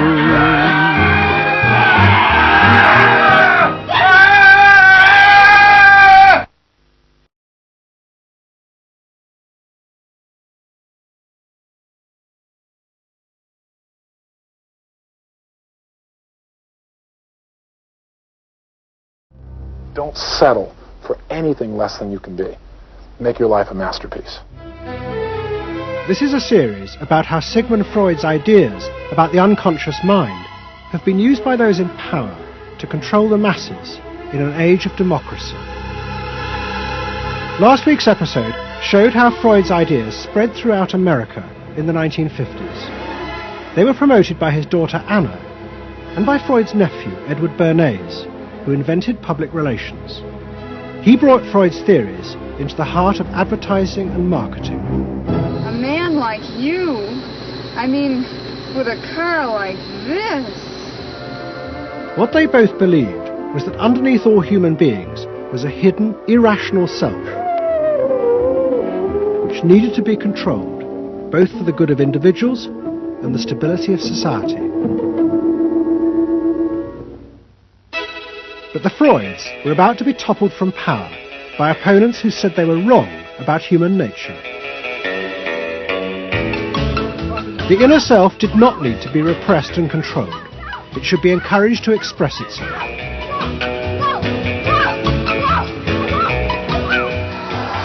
Out of this would come a new type of strong human being and a better society. But what in fact emerged from this revolution was the very opposite. An isolated, vulnerable, and above all greedy self, far more open to manipulation by both business and politics than anything that had gone before. Those in power would now control the self, not by repressing it, but by feeding its infinite desires.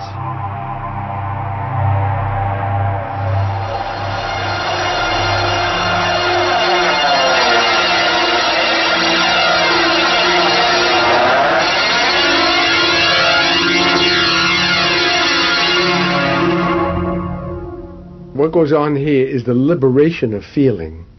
In other words, feelings, not just memories, that have been suppressed. For example, screaming, crying, anger. You get a person who's really angry, and they're going to let it out. No! No! I could kill you! I'm an old man. Listen, I can't get all the strength into this that young people would get if they had those feelings. That wasn't bad. In the 1950s, a small group of renegade psychoanalysts began a new form of therapy.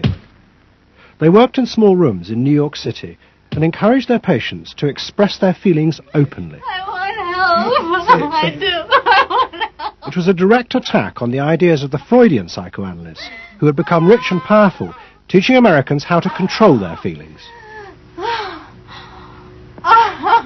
In Freud's work, you see, they were afraid of the feelings.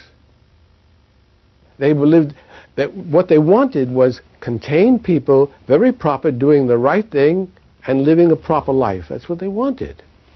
But not an intense emotional life. Freud wasn't emotional himself. I mean, he's an intellect, Freud.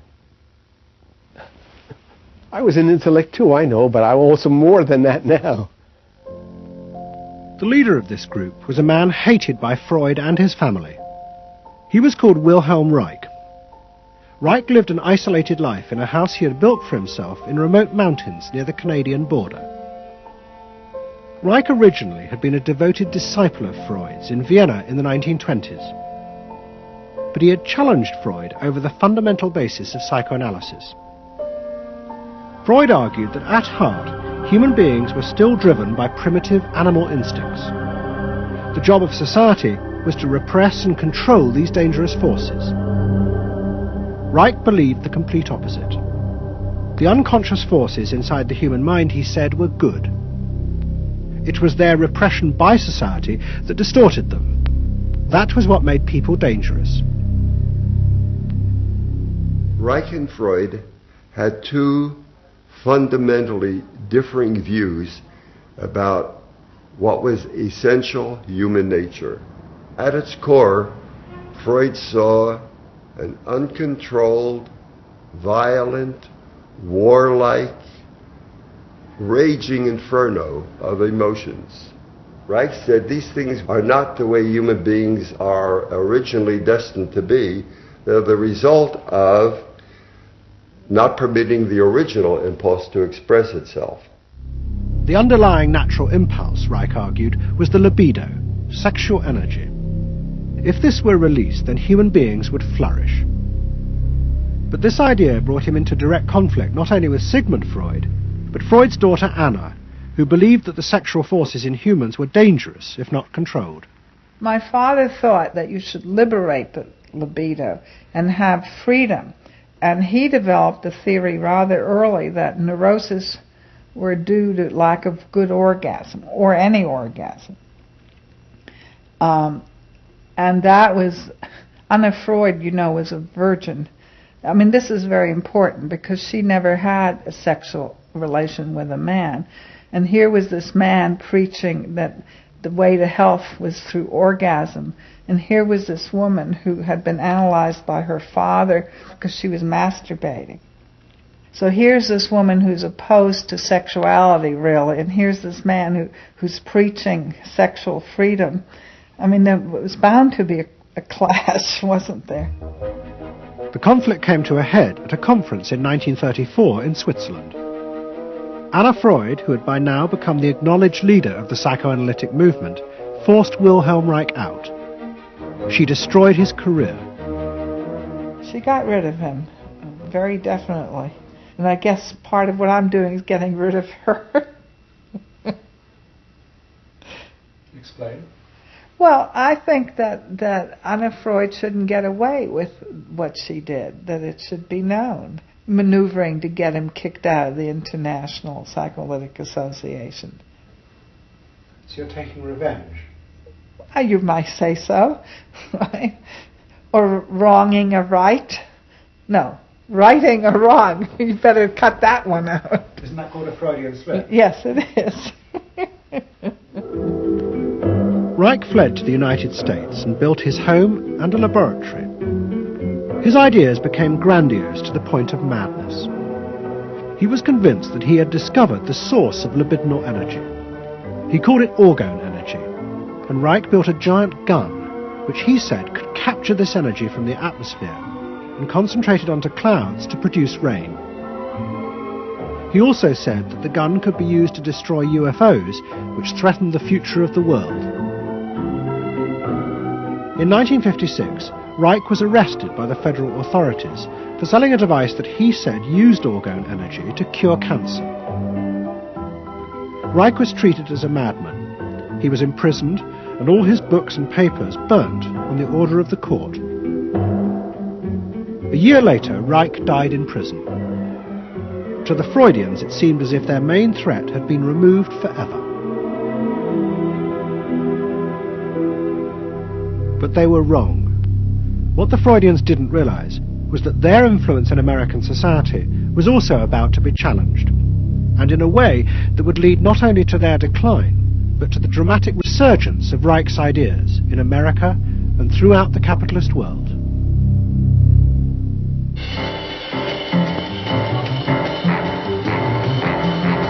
The consumer is king.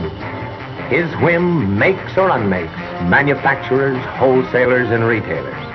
Whoever wins his confidence wins the game. Whoever loses his confidence is lost. By the late 50s, psychoanalysis had become deeply involved in driving consumerism in America. Most advertising companies employed psychoanalysts, and as last week's episode showed, they had created new ways to understand consumers' motives, above all with the focus group, in which consumers free associated their feelings about products. Out of this came new ways to market products by appealing to the hidden unconscious desires of the consumer. Memorability, sheer deception. Great. Tilt-away steering wheel. Symbolic. A twin thing, the mistress. Something intimate is going on. But in the early 60s, a new generation emerged who attacked this. They accused American business of using psychological techniques to manipulate people's feelings and turn them into ideal consumers. Advertising was manipulation. It was a way to get you to do something that didn't come out of you. It came out of somebody else. Somebody else said, this year you should be wearing powder pink shirts with matching powder pink buck shoes. And I said, why? That's not who I am. That's who somebody else is. They wanted you to be somebody who would buy their stuff. This whole feeling of being somebody else's tool. I don't want to be that. I don't want to be somebody else's man. I want to be me. In the mid-60s, a protest movement began on America's campuses.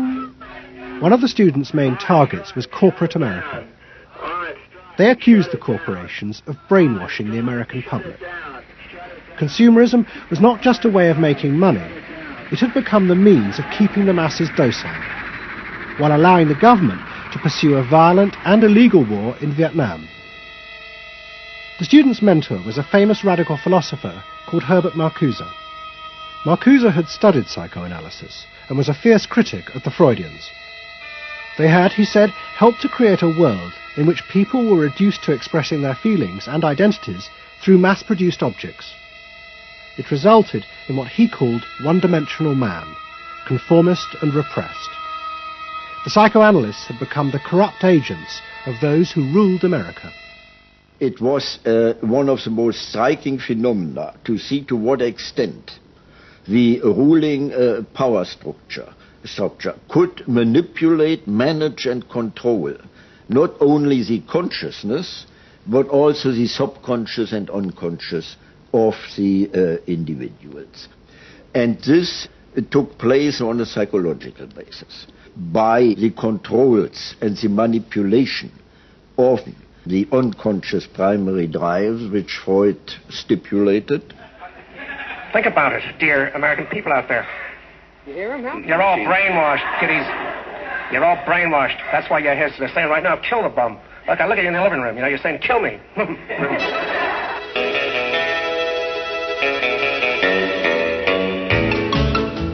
Following the logic of Marcuse's argument, the new student left set out to attack this system of social control. It was summed up in the slogan, "There is a policeman inside all our heads. He must be destroyed." And that policeman was going to be destroyed by overthrowing the state and the corporations that had put him there. One group, the Weathermen, began a series of bomb attacks on companies that they said both controlled people's minds through consumer products and made the weapons being used in Vietnam. There's no way to be committed to nonviolence in the middle of the most violent society that history's ever created. I'm not committed to nonviolence in any way. We want to live a life that isn't based on materialistic values, and yet the whole system of government and the economy of America is based on profit, on personal greed and selfishness. So that in order to be human, in order to love each other and be equal with each other and not place each other in roles, we have to destroy the kind of government that keeps us from asserting our positive values of life. But the American state fought back violently. At the Democratic Convention in Chicago in 1968, the police and the National Guard were unleashed to attack thousands of demonstrators. It was the start of a phase of ruthless repression of the new left in America. It culminated in the killing of 4 students at Kent State University 18 months later. In the face of this, the left began to fall apart. We had met the force of the state. It was much bigger and stronger and more powerful than we realized. And at that point, what seemed to happen was that there was a change in tactics. Confronted by this violent repression, many in the new left began to turn to a new idea. If it was impossible to get the policeman out of one's head by overthrowing the state, instead one should find a way of getting inside one's own mind and removing the controls implanted there by the state and the corporations. Out of this would come a new self, and thus a new society.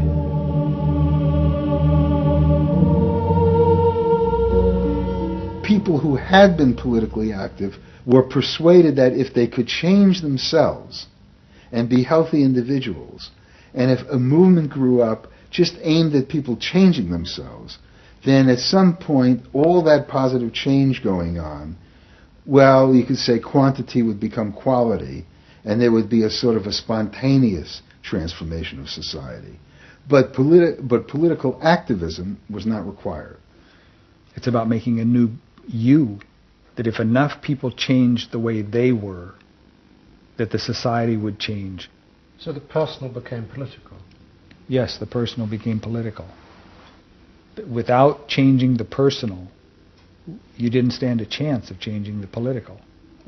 Coming up against the state power of the United States was not an option. I mean, they outgunned us. And to produce the new self, they turned to the ideas and techniques of Wilhelm Reich. Since his death, a small group of psychotherapists have been developing techniques based on Reich's ideas. Their aim was to invent ways that would allow individuals to free themselves from the controls implanted in their minds by society. Their centre was a tiny old motel on the remote coast of California. It was called the Esalen Institute. The dominant figure at Esalen was a psychoanalyst called Fritz Perls. Perls had been trained by Reich and had developed a form of group encounter in which he pushed individuals to publicly express the feelings inside them that society had said were dangerous and should be repressed. It's a basic fear of that thing inside me, like a little demon in there. It doesn't come out very often. It's really hard to get it out. Now put the thing inside you on that chair, talk to it. Perls used to call this getting on the hot seat in front of a group. If this were the hot seat and you were Perls, and you would guide me into this process of self-enactment, self-revelation, of staying present to all the parts of yourself and noticing it, and then taking ownership of this. As the demon. Yeah. Yes, I can come out. I can come right out of him, and I can push him aside. So that You, say you. I can push you aside. Yeah. Be the demon with each one of us. I can make you all cry. I can make you all feel terrible. Maybe even forever. I can make this mouth here, do things and say things. I can almost destroy anyone, each one of you, if I get out. There isn't one of you that I would spare. Not even you. Yeah. How do you feel now? I feel better. I feel very honest. Yeah. And you notice the increase of power. In other words, taking ownership of who you are and how you act and how you feel. Your whole being in the world. In other words, giving you autonomy, owning your freedom. I'm frightening. When I have my power, I'm frightening. Say, I frighten you with my power. I frighten you with my power. Now, where do you feel the power? In your hands? In your muscles? Where else? Wake up! I want you to do for me, God damn you! Okay. Stop it. You. It was not phony movement. That's what I wanted to do, and I did it. What Pearls and others working at Esalen believed was that they were creating ways that allowed individuals to express their true inner selves. I want them to applaud for me. Out of this, they believed, would come new autonomous beings free of social conditioning. To the left, defeated in the wake of Chicago, it was an enormously attractive idea. These techniques could be used to unleash a new, powerful self, strong enough to overthrow the old order.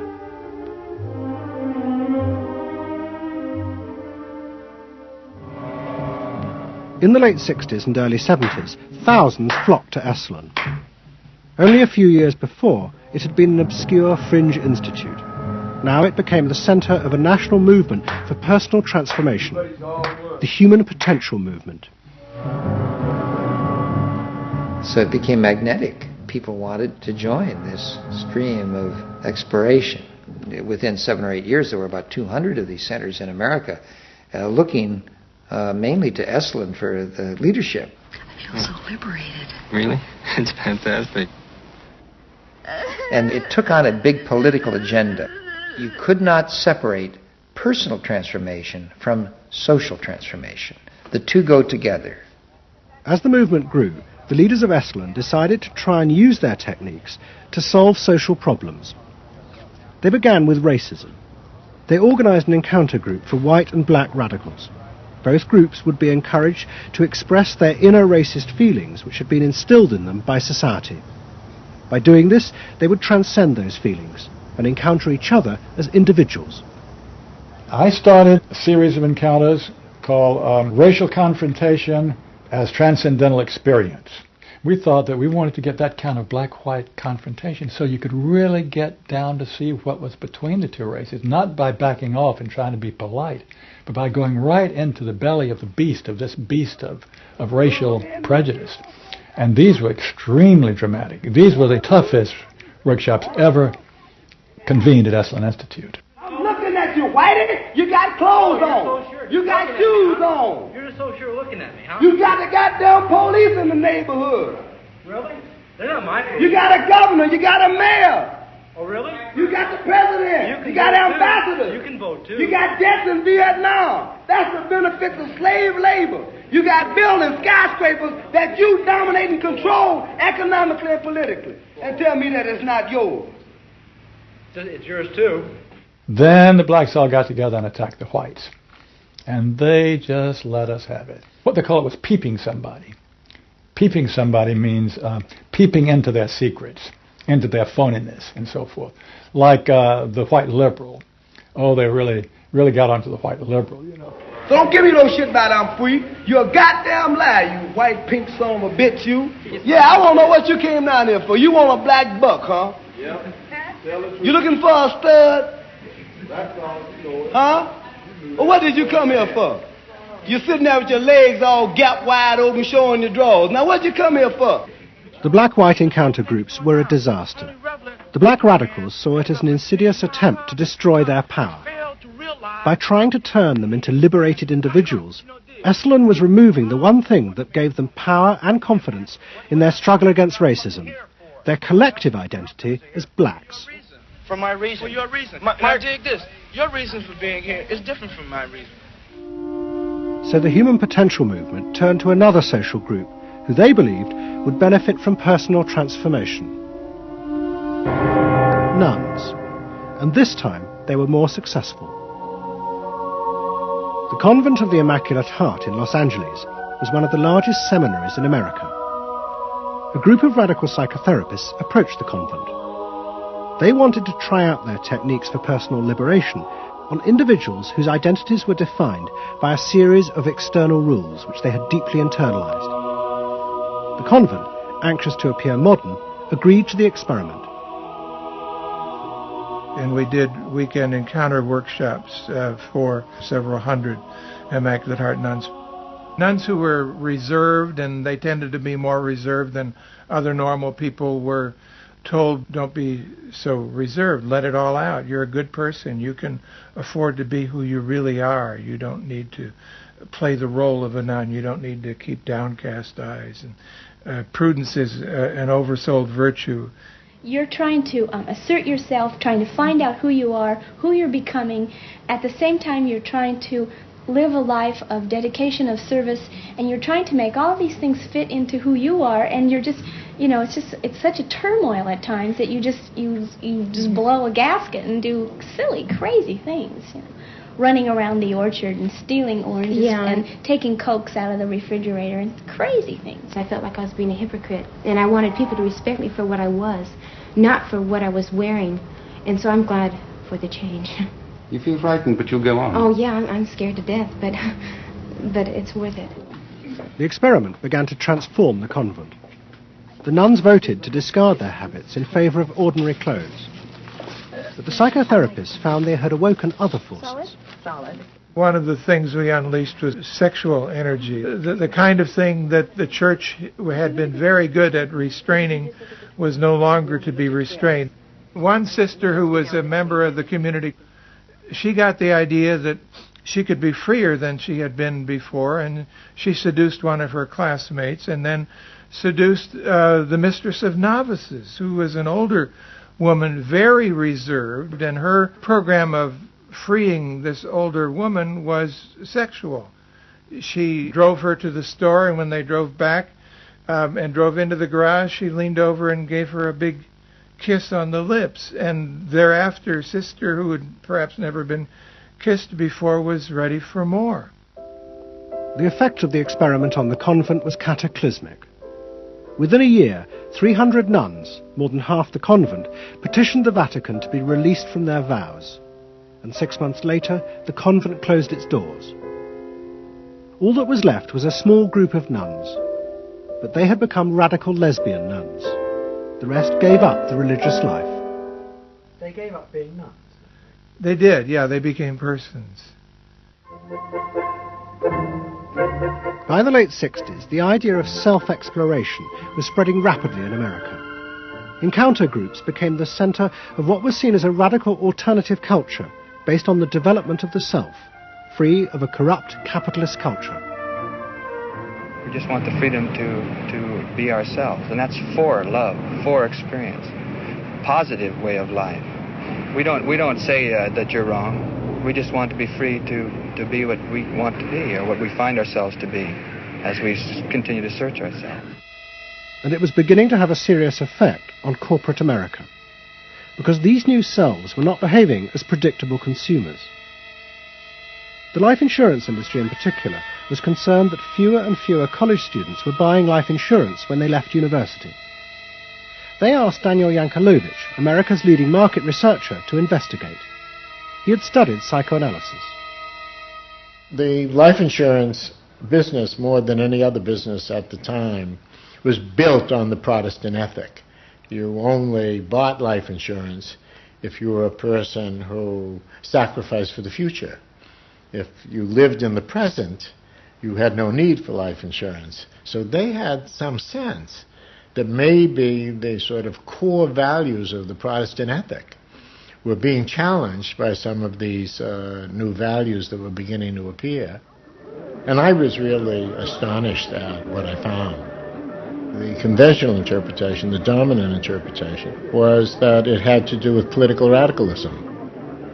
But, you know, it was clear to us that that was a mask, a cover. The core of it had to do with self-expressiveness. That this preoccupation with the self and the inner self, that was what was so important to people. The ability to be self-expressive. Wow, what a feeling! 300 miles! Go! We're out of sight! Yankelovich began to track the growth and behaviour of these new expressive selves. What he told the corporations was that these new beings were consumers, but they no longer wanted anything that would place them within the narrow strata of American society. Instead, what they wanted were products that would express their individuality, their difference in a conformist world, the very things that US corporations did not make. Products have always had an emotional meaning. What was new was individuality. The idea that this product expresses me, and whether it was a small European car, the particular music system, relaxation, your presentation of self, your clothing. For immediate energy from our muscles and relaxation. These become ways in which people can expend their money in order to say to the world who they are. But the manufacturers, they had no idea of what was going on, really, with consumers and in the market at large. Major advertising companies set up what they called operating groups to try and work out how to appeal to these new individuals. The head of one agency sent a memo to all staff. We must conform, he told them, to the new nonconformists. We must listen to the music of Bobby Dylan and go to the theatre more. But the problem was, few of the self-expressive individuals would take part in focus groups. The advertisers were left to their own devices. There's a new cereal that tastes so right. Makes you dance, it's a way out of sight. It's tasty little squares of malted wheat. It's crispy and it's crunchy and it tastes so neat. Faster though. That's what I'm saying. Use a folk rock with more rock than folk. And there was an even more serious problem. To make products for people who wanted to express themselves would mean creating variety. But the systems of mass production that had been developed in America were only profitable if they made large numbers of the same objects. This had fitted perfectly with the limited range of desires of a conformist society. The expressive self threatened this whole system of manufacture. And the threat was about to grow rapidly. Go! Because an entrepreneur had invented a way of mass-producing this new independent self.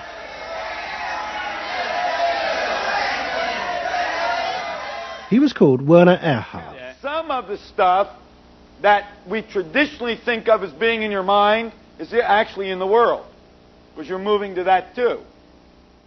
Erhard had invented a system called EST, Erhard Seminar Training. Hundreds of people came for weekend sessions to be taught how to be themselves. And EST was soon copied by other groups, like exegesis in Britain. Many of Erhard's techniques came from the human potential movement, but he criticised the movement for not having gone far enough. Their idea that there was a central core inside all human beings was, he said, just another limitation on human freedom. In reality, there was no fixed self, which meant that you could be anything that you wanted to be. The thesis of the human potential movement was that there was something really good down in there. And if you took these layers off, what you were going to wind up with was a kernel, a something that was innately self-expressive, that was the true self, that was going to be a wonderful thing. In actuality, you found people who'd gone to the last layer and took off the last layer and found that what was left was nothing. All right, push!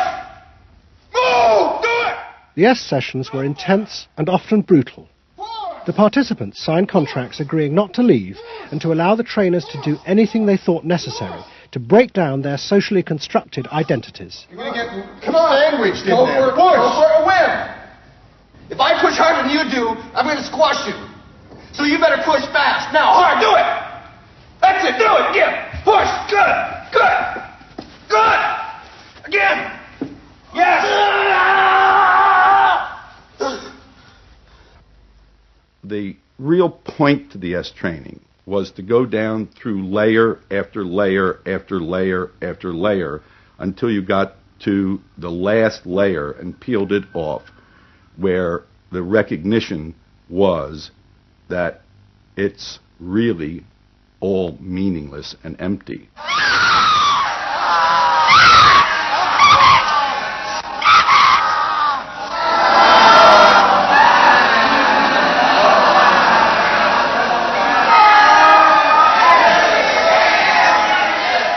Now, that's existentialism's endpoint. S went a step further in that people began to recognize that it was not only meaningless and empty, but it was empty and meaningless that it was empty and meaningless. And in that there's an enormous freedom. All the constrictions, all of the rules you've placed on yourself are gone. And what you're left with is nothing. And nothing is an extraordinarily powerful place to stand, because it is only from nothing that you can create. And from this nothing, people were able to invent a life, and allowing them to create themselves. Invent themselves. Invent themselves. You can be what you want to be. I want you to start to make that sound, and on that sound, create in people the world the way you want to create it. What Earhart did was to say that only the individual matters, that there is no societal concern, that you living a fulfilled life is all you need be concerned about. S people came out of those trainings feeling that it wasn't selfish to think about yourself, it was your highest duty.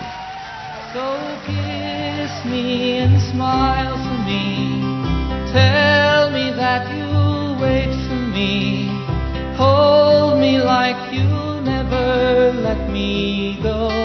The training is 2 weekends, and it was quite an incredible experience in my life. I'll forever be grateful for the experience. I got a great deal out of it. We really want to know who we are. There are things going on. We learn more and more about ourselves all the time, and to really find out what it is that makes us tick and how we are discovering ourselves. I'm leaving. S became hugely successful. Singers, film stars, and hundreds of thousands of ordinary Americans underwent the training in the 1970s. But in the process, the political idea that had begun the movement for personal transformation began to disappear. The original vision had been that through discovering and expressing the self, a new culture would be born, one that would challenge the power of the state. We will not let them separate our culture from our politics. We are a people. We are all together. But what was now emerging was the idea that people could be happy simply within themselves, and that changing society was irrelevant. One of the proponents of this was Jerry Rubin. In 1968, Rubin, as leader of the Yippies, had led the march on Chicago. but now he had undergone S training. I was willing to die, and I had a martyr complex in a sense. I think we all did. And I've given up that ideal of sacrifice. And I'm not as overwhelmingly moved by injustice as I was. And now we reincarnated ourselves from within. Basically, the politics were lost and totally replaced by this lifestyle, and then the desire to become deeper and deeper into the self. By now, a grandiose sense of the self. And my good friend and one of the original Yippie founders, Jerry Rubin, definitely moved in that direction. And I think he was beginning to buy into the notion that he could be happy and fully self-developed on his own. Socialism in one person. Yes. Was he alone in that trajectory? Although that, of course, is capitalism. That's the whole joke. I think it's funny. I think it's funny because people spend so much of their life being bedeviled by their past and being locked into their past and being limited by their past. And there's an enormous freedom from that. Letting people create themselves. Est was only the most vivid and intense expression of an idea that was spreading rapidly through all strata of American society. Books and television programs promoted the idea that one's first duty was to be oneself. And those monitoring this shift were astonished at the speed with which the idea was spreading. In 1970, it was a small percentage of the total population, maybe 3 to 5%. By 1980, it had spread to the vast majority of the public, up to 80%.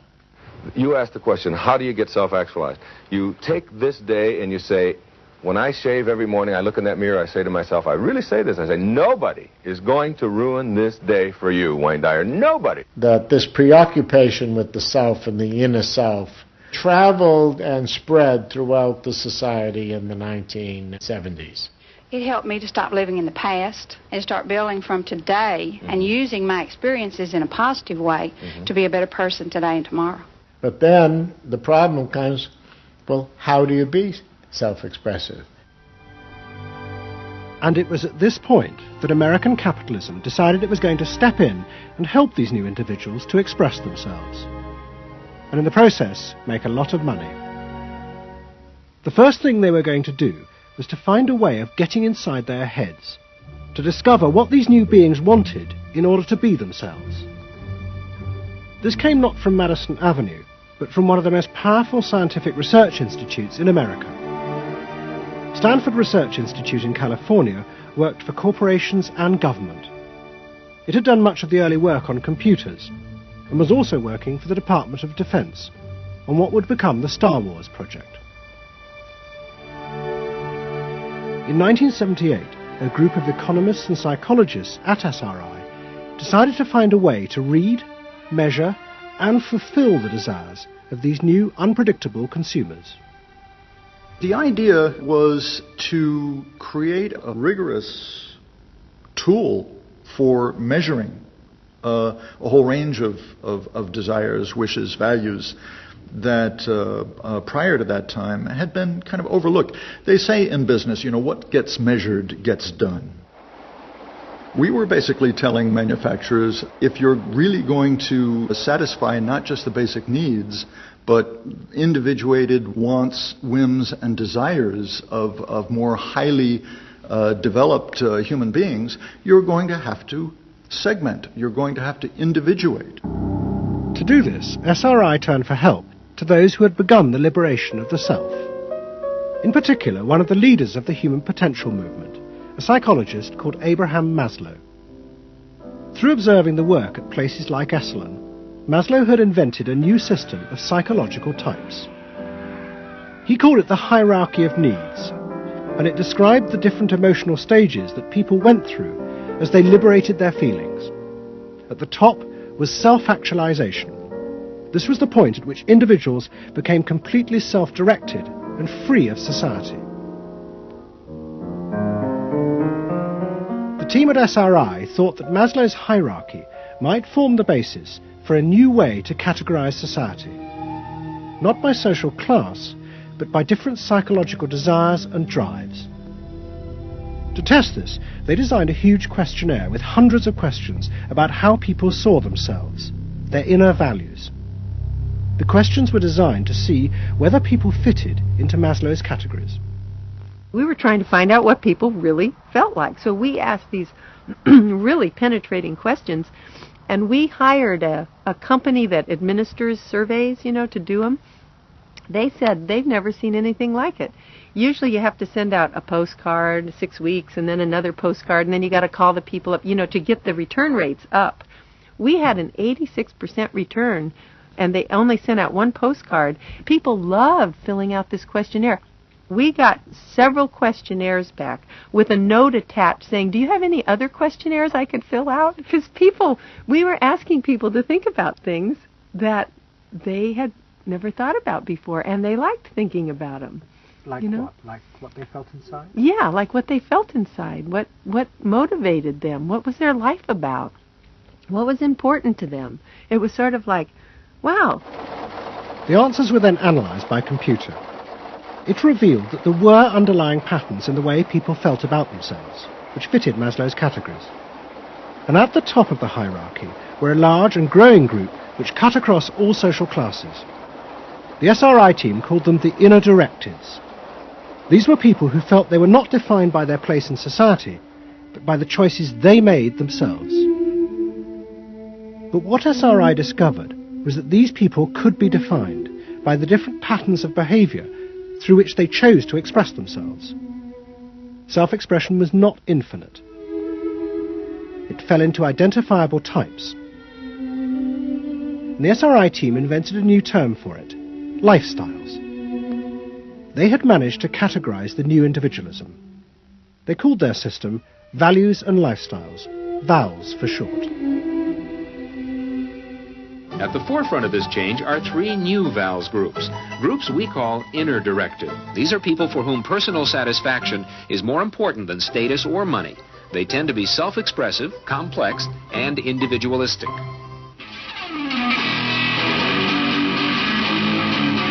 Rob is an I am me. I am me's are searching for new values, breaking away from traditions and inventing their own standards. Rob even invented his own name, Rob Noxious. Jody is an experiential. This is a group seeking inner growth through direct experience. Experientials aren't in one place much. This is the try-anything-once crowd, and all that activity takes goods and services. Their hobbies are hands-on, and their possessions are simple, but not always simply priced. I'm a bookseller. I sell books. I'm a businessman. That doesn't necessarily mean that I believe in capitalism. It just happens to be what I'm doing now. SRI created a simplified questionnaire with just 30 key questions. Anyone who answered them could be immediately fitted into a dozen or so of these new groups. It allowed businesses to identify which groups were buying their products, and from that, how the goods could be marketed, so they became powerful emblems of those groups' inner values and lifestyles. It was the beginning of lifestyle marketing. So it allowed people not just to look at people as demographics, group of age and income and whatever, but to really understand the underlying motivations. I mean, most of marketing was looking at people's actions and trying to figure out what to do. But what we were doing is we were trying to look more into people's underlying values so that we could predict what is their lifestyle, what kind of house do they live in, what kind of car do they drive. So the corporations were then able to sell things to them by understanding them, by having labels, by knowing what these people look like, where they live, what their lifestyles are. If a new product expressed a particular group's values, it would be bought by them. This is what made the values and lifestyle system so powerful. Its ability to predict what new products self-actualizers would choose. And this power was about to be demonstrated dramatically. VALS would show it could predict not just the products they would buy, but the politicians they were going to choose to elect. Ladies and gentlemen, the next President of the United States of America, Ronald Reagan!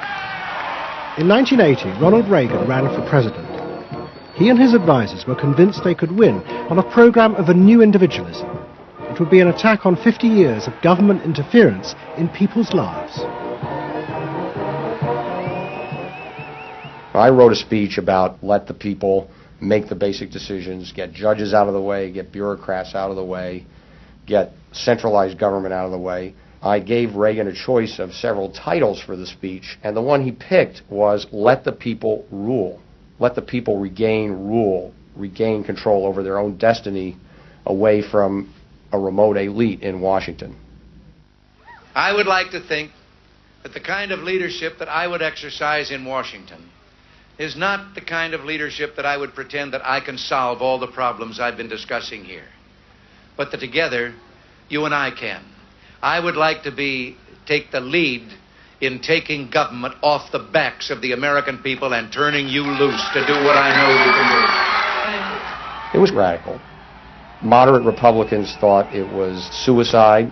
Jimmy Carter called it ridiculous. The press was extremely negative. But the odd thing is that it polled very well in New Hampshire, which was the first primary state, the state that we had to win.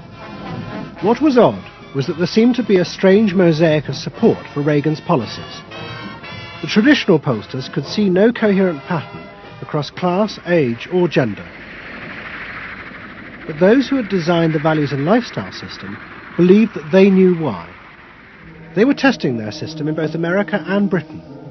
And they were convinced that both Reagan's and Mrs. Thatcher's message about individual freedom would appeal to the group at the top of their hierarchy, the inner directeds, because it fitted with the way they saw themselves. They were really concerned about being individuals, being individualistic. And so in the early stages, when we were looking at the messages that both Thatcher and then Reagan were putting across, we said they are using words that will really appeal to a lot of the younger people, and particularly to the people who are moving towards self-actualization. We call them the inner-directed people. A lot of our colleagues said, that's absolutely ridiculous, because inner-directeds are very socially aware, very socially concerned. They'll never vote Conservative, or they'll never vote for the Republicans. But we said, if Thatcher and Reagan continue to appeal to them in this way, they really will. And I vision leadership in taking government off your backs and turning you loose to do what you can do so well. Thank you very much. The idea that the new self-actualizing individuals would choose a politician from the right, not the left, seemed extraordinary. But to test their prediction, the Values and Lifestyles team did a survey of voting intentions, and they correlated it with their new psychological categories. When we said in our surveys, who are you going to vote for, sure enough, it was the inner directives who said that they would vote for Thatcher and for Reagan. And they made the difference in those elections because of their voting for Thatcher and Reagan. And it really surprised our colleagues, even within my own organisation. It really showed the power of this approach, because it's very difficult to identify inner directives on the street. These people who voted for Thatcher and Reagan, these inner directives, came from any walk of life. It's really hardly correlated with social class at all. I mean, if you just go along and look at age, sex, social class, you would never pick them up. But if you really go along with a questionnaire that gets at their values, then you can identify them very easily. And that was new? And that was completely new, yeah. At the beginning of 1981, Ronald Reagan was inaugurated as president. But he took charge of a country that was facing economic disaster. The terrible inflation of the 1970s had destroyed much of America's traditional heavy industries, and millions were unemployed. But true to his campaign promises, Reagan told the country he would not step in to help, as all previous governments had since the war. These United States are confronted with an economic affliction of great proportions. We suffer from the longest and one of the worst sustained inflations in our national history. Idle industries have cast workers into unemployment, human misery, and personal indignity. In this present crisis, government is not the solution to our problem. Government is the problem. But America's ailing economy was about to be rescued, not by government, but by the new groups that the market researchers had identified, the self-actualizing individuals. They were about to become the motor for what would be called the new economy. You can be what you want to be. So regarding V8, what do you really want? A tasty product that's good for me. What do you want that for? One technique is that we ask people the same question over and over and over again, and we say, what do you want? What do you really want? What do you want that for? And they start to talk about it, and they kind of get intimate with what's going on. What we're doing with that technique is unpeeling the onion. If you want to think of a person kind of having layers and layers and layers of protection and thoughts and behaviors and beliefs, we want to get to that center core. In the wake of the invention of values and lifestyles, a vast industry of psychological market research grew up. And the old technique of the focus group, invented by the Freudian psychoanalysts in the 50s, was used in a new and powerful way. The original aim of the focus group had been to find ways to entice people to buy a limited range of mass-produced goods. But now focus groups were used in a different way to explore the inner feelings of lifestyle groups, and out of that invent whole new ranges of products, which would allow those groups to express what they felt was their individuality. And the generation who had once rebelled against the conformity imposed by consumerism now embraced it, because it helped them to be themselves. What capitalism managed to do that was brilliant was to actually create products that people like me would be interested in, that people like Jerry Rubin would be interested in. Capitalism developed a whole industry at developing products that evoked a larger sense of self, that seemed to agree with us that the self was infinite, that you could be anything you wanted to be, that took our philosophy and agreed with it, and then created products that supposedly helped you, aids, that helped you be this limitless self. The product sells you a way of life, a way of being. The product sells you values. You dress this way, you live in a house like this, you have furniture like this, you use this computer. Do you have the regular jeans? Oh, Gloria Vanderbilt does a lot in denim, in silks, and in cotton. You eat in these restaurants, there are values there, hipness, coolness. This is not, I repeat, not a marketing scheme. So the notion that you could buy an identity replaced the original movement notion that you were perfectly free to create an identity. And you were perfectly free to change the world and make the world anything you wanted it to be. Well, what I wear is a statement. And this vast range of new desires fitted perfectly with changes in industrial production. Computers now allowed manufacturers to economically produce short runs of consumer goods. The old restrictions of mass production disappeared, as did the worry that had bedeviled corporate America ever since mass production had been invented, that they would produce too many goods. With the new self, consumer desire seemed to have no limit. In the United States, the concern of companies was always that supply would outstrip demand, that we were producing too much, and that there was not a market for it.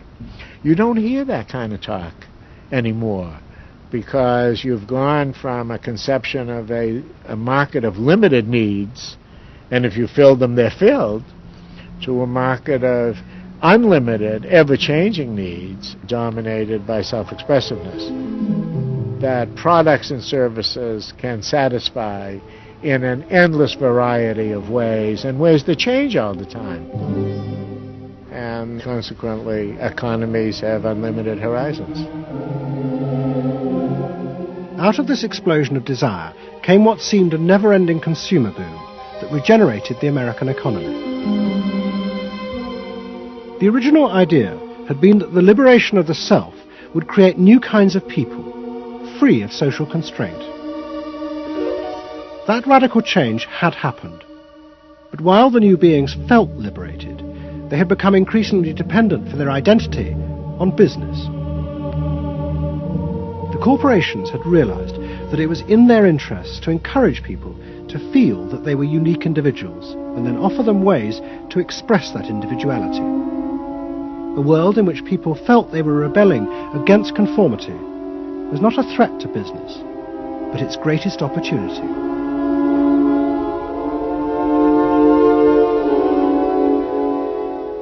It was, in a sense, the triumph of the self. It was the triumph of a certain self-indulgence, a view that everything in the world and all moral judgment was appropriately viewed through the lens of personal satisfaction.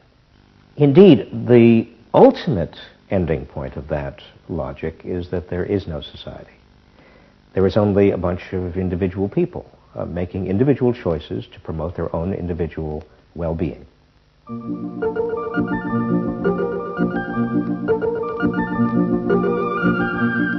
Next week's episode tells the story of how politicians on the left, in both Britain and America, turned to the techniques developed by business in order to regain power.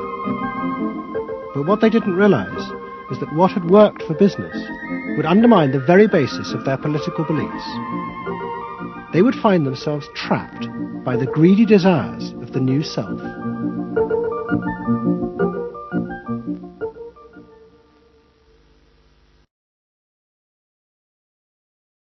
Nothing is beyond you. This is the story of the rise of an idea that has come to dominate our society. It is the belief that the satisfaction of individual feelings and desires is our highest priority. Today we're going to tell you how to get whatever you want. I wanted to live a different life that wasn't available to me in the image I was born. I'm here, look at me, notice me. Previous episodes have shown how this rise of the self was fostered and promoted by business. They had used the ideas of Sigmund Freud to develop techniques to read the inner desires of individuals and then fulfill them with products.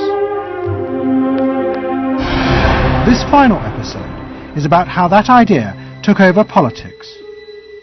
It tells the story of how politicians on the left, in both America and Britain, turned to these techniques to regain power. They believed that they were creating a new and better form of democracy, one that truly responded to the inner feelings of individuals. But what the politicians didn't realize was that the aim of those who had originally created these techniques had not been to liberate the people, but to develop a new way of controlling them in an age of mass democracy.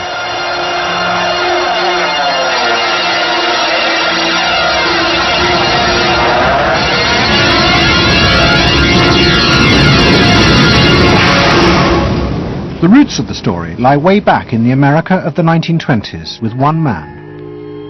He was called Edward Bernays, the nephew of Sigmund Freud. Bernays had been one of the inventors of the profession of public relations, and he was fascinated by his uncle's theory that human behavior was driven by unconscious sexual and aggressive drives.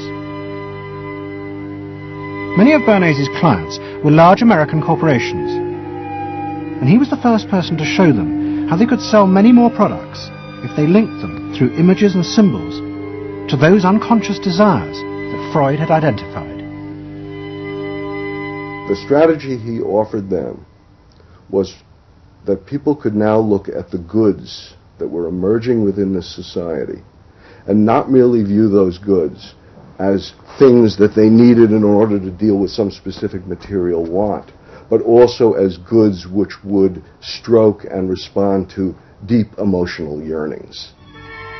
You know, how this bar of soap or this bag of flour will make you a happier, more successful, more sexually appealing, less fearful person. Somebody to be admired rather than reviled. The powerful people in that world are those people who are capable of reading the public mind and giving the public what it wants in those terms. And Bernays was at the heart of it.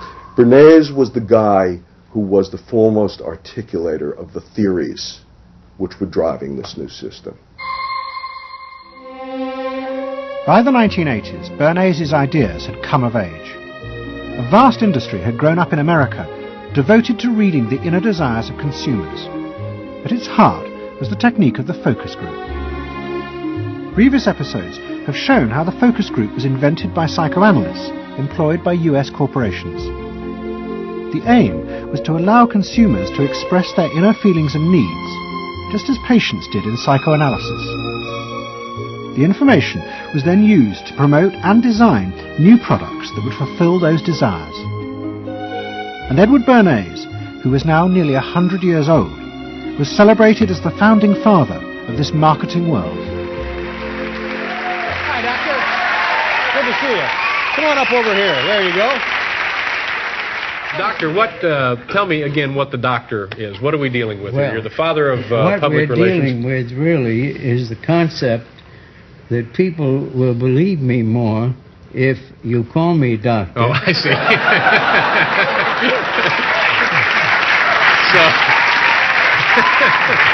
It's a good idea. And Bernays' ideas and techniques were also about to conquer Britain in the 1980s.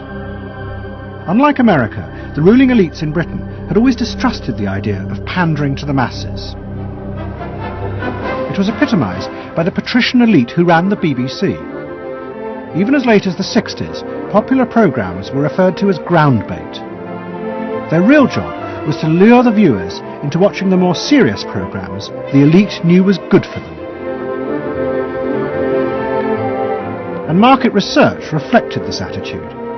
Individuals were observed and classified by market researchers according to their social class, from A through C2, D and E. Probably they might be C2. Yes, I think by the way they're carrying their luggage. Yes, no taxi. No taxi, and all stuffed in the bags like that. I think the lady possibly sets her own hair, which is always an indication. The children are nicely dressed. Yes, they are. Probably a skilled worker. A skilled, yes, a skilled worker. I would think say so. Yes, I would certain say so. apprenticeship or done some That's right. qualifying. We agree then. Yes, we think C2. We think so. Yes. When people were asked their opinion about both products and politics, they were selected by social class and asked only strictly factual questions about what they thought. Leaving your own party sympathies on one side, who do you think will win this forthcoming election? Labour. Labour? And tell me which you prefer. Which party do you think you'll be voting for? This time, Liberals. You'll be voting for the Liberals. And who do you think will be second? Conservative. This one. Okay. The idea that one might ask people what they themselves felt and desired, and then give it to them, was seen as alien to the ruling elites, which would challenge their belief that they knew what was best for the public. There's evidence in other countries, in the United States for example, where pollsters have been used before elections to interpret the mood of the public, and then you give people more what they want to have and less what they ought to have. But again, this could be alleged to be more democratic, I don't know. It's very dangerous ground, I think, though, when polls are used in that way. But then, in the economic crisis of the mid-70s, British industry was forced to begin to pay attention to the inner feelings of consumers. As the recession deepened, consumer spending fell dramatically, and the advertisers insisted that the only way for companies to survive was to make their advertising more effective. And to do this, they would have to delve into people's underlying psychological motives for purchasing. The advertising industry started to bring in Americans to run focus groups with British housewives. Everyone is a unique person, and even though you're a group of 10 today, we don't want a group opinion. And we want to know your ideas and your thoughts, no matter how crazy it might be. Please let your imagination run wild, because that's how very crazy things like instant coffee got born. Now, can we get somebody, this lady, to be a kitchen sink? And kitchen sink, how do you feel with these things that are being used to clean you up? Well, I've got to feel clean. I've got to be kept clean. So I feel that. I should hate it if I was all greasy, so I've got to be easy to clean. Okay, now the housewife This lady. What would you use to clean your kitchen sink? A scouring powder. Of course, a cloth to apply the things on, and plenty of water. Now, how do you feel as you're doing this chore? Feel satisfied? Well satisfied when I have done it, yes. I'm doing my duty. I feel it's a job well done. The consumers were encouraged to play at being products, from household cleaners to car seat belts. The aim was not to talk rationally, but to act out and reveal their inner emotional relationship to products. Which firmly and unmistakably underlines. And then a politician emerged who also believed that people should be allowed to express themselves. Instead of being controlled by the state, the individual should become the central focus of society. Some socialists seem to believe that people should be numbers in a state computer. We believe they should be individuals. We're all unequal. No one, thank heavens, is quite like anyone else, however much the socialists may pretend otherwise. And we believe that everyone has the right to be unequal. But to us, every human being is equally important. A man's right to work as he will, to spend what he earns, to own property, to have the state as servant and not as master, they are the essence of a free economy. And on that freedom, all our other freedoms depend.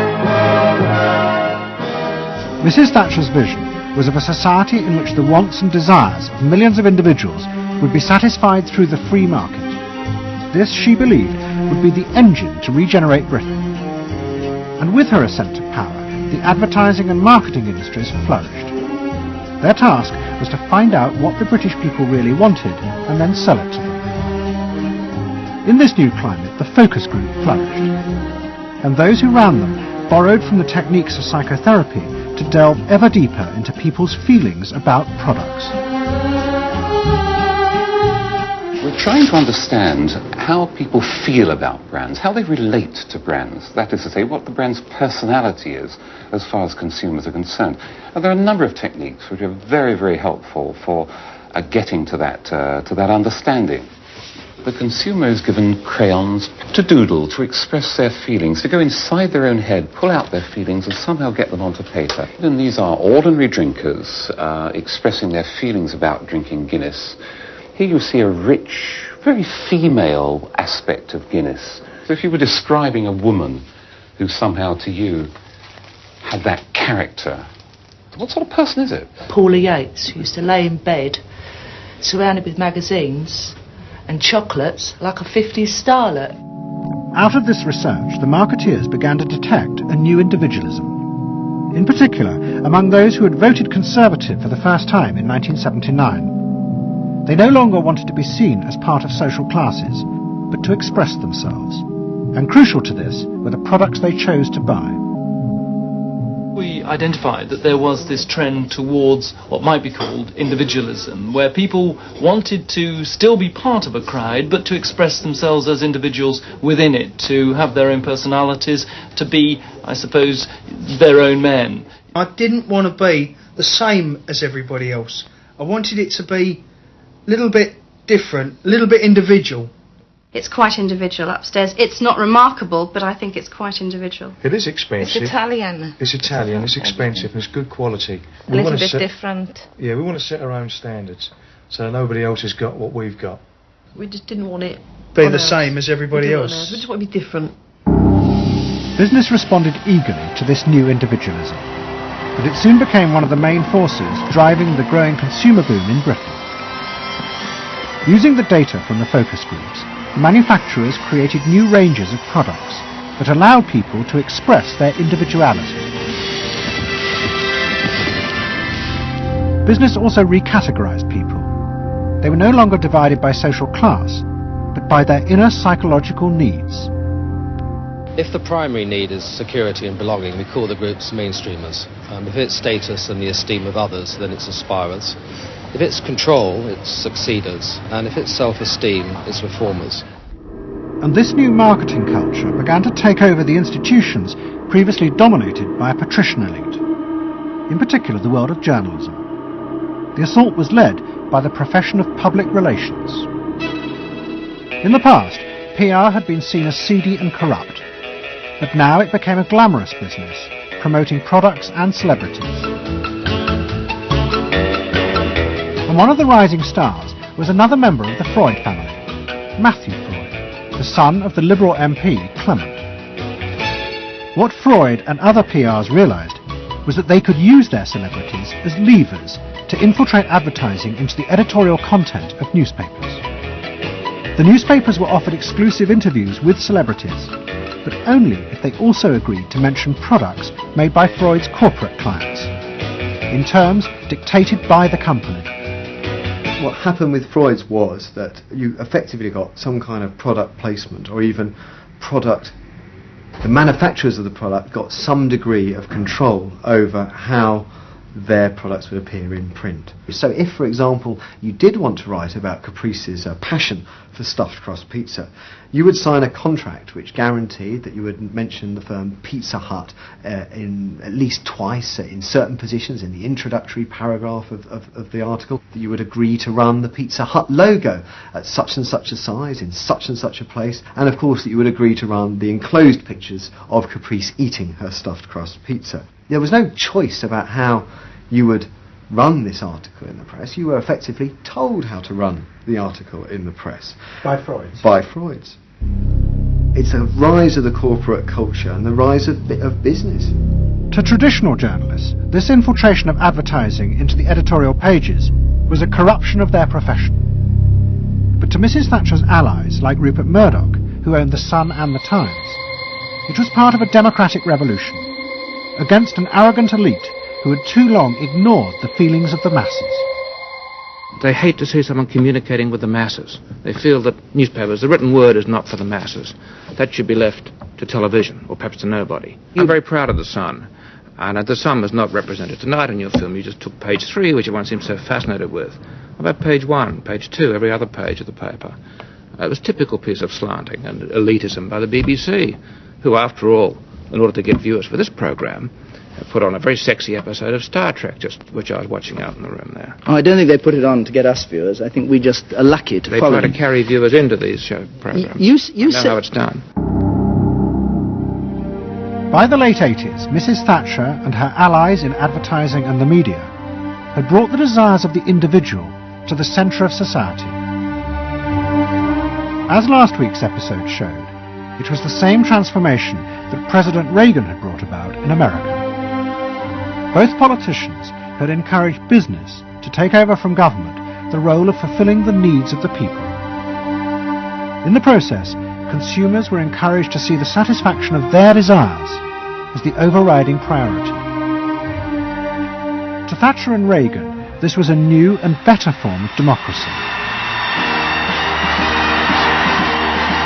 But to their opponents in the parties of the left, they had summoned up the most selfish and greedy aspects of human nature. Ronald Reagan and Margaret Thatcher both embraced an economic philosophy that says the unit of judgment was not only the individual, but it was the individual's personal satisfaction, the individual's own unique happiness and well-being.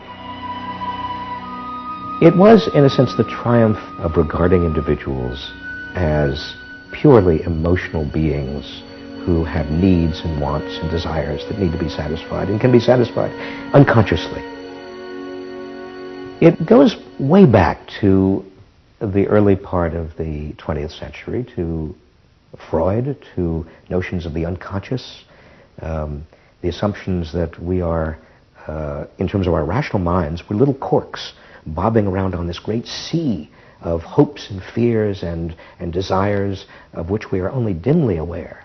And that the role of a marketer, the role of somebody selling something, including a politician, is to appeal to this great swamp of desire, of unconscious desire. The left believed the opposite, that the way to create a better society was not to treat people as emotional, isolated individuals, but to persuade them to realise that they had common interests with others, to help them rise above their individual feelings and fears. Let me assert my firm belief that the only thing we have to fear is fear itself. Nameless, unreasoning, unjustified terror, which paralyzes needed efforts to convert retreat into advance. This idea had flourished in America in the Depression of the 1930s. President Roosevelt, faced with the chaos caused by the Wall Street crash, encouraged Americans to join together in trades unions, to set up consumer groups, and to pay for a welfare system for those trapped in poverty. His aim was to create a collective awareness which would become a powerful weapon against the unfettered power of capitalism, which had caused the crisis. That idea had driven the Democratic Party for 50 years. But now, Roosevelt's inheritors railed vainly against the effects of the self-interest encouraged by President Reagan. There is despair, Mr. President, in the faces that you don't see. Maybe, Mr. President, if you stopped in at a shelter in Chicago and spoke to the homeless there. Maybe, Mr. President, if you asked a woman who had been denied the help she needed to feed her children because you said you needed the money for a tax break for a millionaire or for a missile we couldn't afford to use. The worst thing Ronald Reagan did was to make the denial of compassion respectable. He said, you've worked hard, you've made your money. You shouldn't have to feel guilty about refusing to throw it away on people who choose to be homeless and who choose not to work. That's what he said.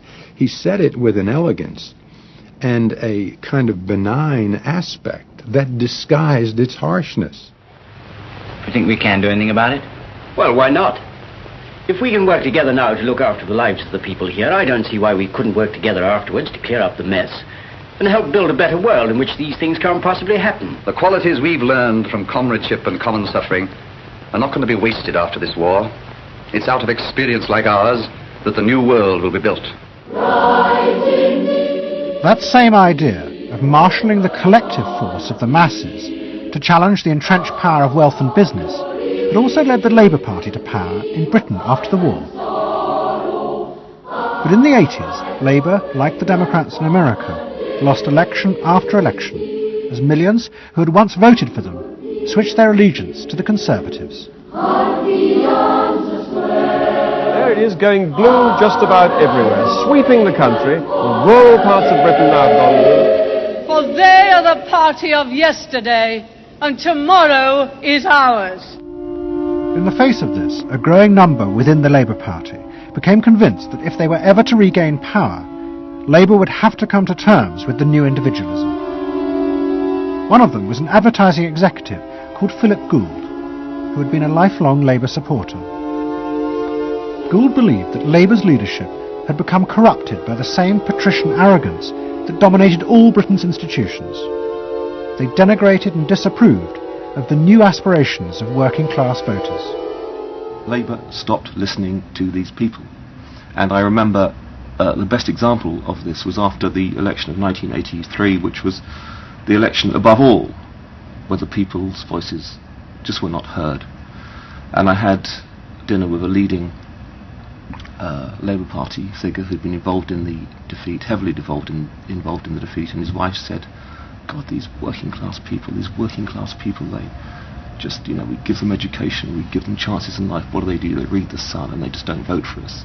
And there was such a gap between these people just trying to make lives for themselves, better lives for themselves, and the kind of elitism of the Labour Party that was just such a chasm that had to be filled. Gould became part of a small group of modernisers centred around Peter Mandelson. Their aim was to reconnect Labour with the lost voters.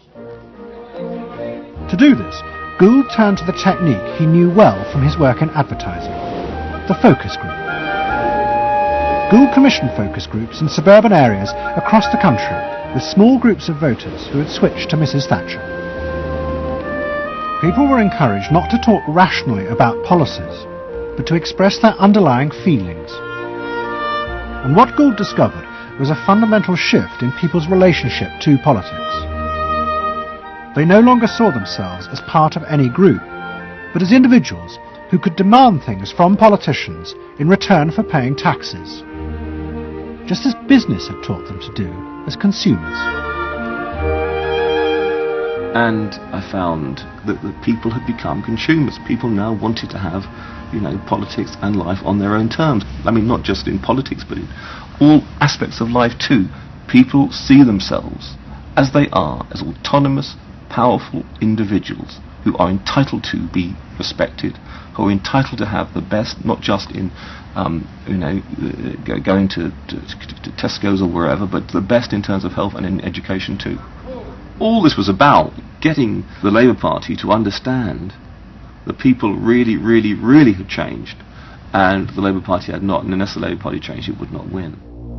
Philip Gould now set out to try and persuade the Labour Party that they would have to make concessions to what he called the new aspirational classes, but he was going to face implacable opposition. In the run-up to the 1992 election, Gould argued that the only way to win was for Labour to promise not to put up taxes. But the Shadow Chancellor, John Smith, angrily refused. Labour would stick to its fundamental policies. They would fight the election with the promise of tax increases to create a fairer society. And as the campaign began, it seemed as if Philip Gould was wrong. The traditional polls consistently showed Labour ahead, despite the Conservative campaign message that a Labour government would put up taxes. Even the Conservatives' oldest allies in the press became convinced that by harping on about tax, the Conservatives were cutting their own throats. So the worry about the Tories must be that they're not at the moment conveying a sense of grip and being in control, and unless they can do better than that, I think they're going to lose. But the other thing is that they still say that they are going to go on and on with this one single message of tax. And I think, part of the difficulty this morning was that you had a whole lot of people who've been going to the same press conference for 7 days, had virtually the same message thrust at them, and are kind of getting bored and restless and hitting back on it. I think the media sense a big story coming in the Tories being defeated. And the Labour Party too was convinced it would win and finally return to power. It's now time to meet the men and women who will form the next government. Labour Chancellor of the Exchequer, John Smith. And now, it is time for the next Prime Minister, Neil Kinnock. Those running Labour's campaign believed that by modern presentation they would attract back the voters, yet keep the old policies. But Philip Gould was convinced that Labour were going to lose.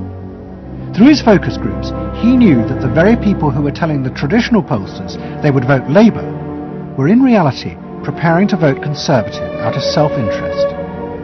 But they were too embarrassed to admit it. And John Major also knew this, because his focus groups were telling him the same thing. What do you make of the poll which puts Labour 5 points ahead? Sir, one to the Daily Mail, sir. Feel out in the streets that matters. It's feeling good on the streets, is it? It is feeling good on the streets, yes. Has been feeling surprisingly good on the streets for some time. Quite surprisingly, quite out of line with opinion polls. Don't ask me to explain it, but the feel's all right. Sir? Anyway, go on. No, lads, you must sit down. We're waiting to go. John Major's victory in 1992 was a disaster for the Labour Party. A small group of reformers centred around Peter Mandelson and Philip Gould were convinced that the only way for the party to survive was to change its basic policies. But their ideas were rejected by John Smith, who had now become leader. Philip Gould left Britain to go to work for the campaign to elect Bill Clinton president in America. The 1992 election, during it and afterwards, people felt under great strain and really did feel demoralised and dejected. And then to go from this to the Clinton campaign, it was an extraordinary experience, because here suddenly I found articulated many of the ideas that I'd had, but not fully myself been able to encapsulate or to articulate. If you want a president who will restore the middle class, reclaim the future for the middle class, and restore the American dream, vote for Bill Clinton in New Hampshire and send a signal to the country that we are coming together. What Gould discovered was that, like the Labour Party, the Democrats had also been doing focus groups with swing voters. The difference was that Bill Clinton had decided to tailor his policies to fit with these voters' desires. Above all, with their ferocious belief that they should only pay tax for things that benefited them, not for the welfare of others. I have no idea what percentage of my tax dollars go to welfare, but even if it's a minuscule percentage, even if it's a quarter of a percent, it's still too much for the people that are receiving these benefits that are basically non-productive.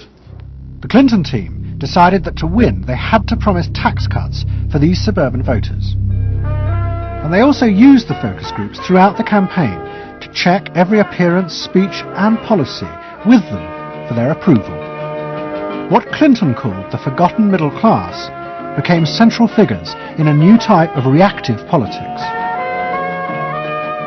Candidates for the presidency of the United States had been prepackaged and designed for many, many years. What was new was an attempt to use very sophisticated or pseudo-sophisticated techniques to plumb the public psychology, to find out precisely what the desires of the individuals were, and then to come up with a candidate and a platform and images and words that exactly responded to those deep desires. This was packaging at a new level. This was polling at an extreme. I'm not going to raise taxes on the middle class. And the middle class needs a break. Government is in the way. It's taking more of your money and giving you less in return. In the name of the hard-working Americans who make up our forgotten middle class, I proudly accept your nomination for President of the United States. Stay focused. Talk about things that matter to people. It's the economy, stupid. Okay? But Clinton's campaign team, led by James Carville and George Stephanopoulos, did not believe that they were capitulating to the selfish desires of the middle classes. Tax cuts were the price they had to pay to regain power. But once in power, they would still fulfill traditional democratic policies and help the poor who had been neglected under Reagan, above all with the reform of health care. They would pay for the tax cuts by cutting defence spending and increasing taxes on the very rich. In this way, they believed they were forging a coalition of the new and the old voters, both of whom could be satisfied. Probably for the first time in a generation tomorrow, we're going to win. And that means that more people are going to have better jobs. People are going to pay a little less for health care, get better care. And more kids are going to go to better schools.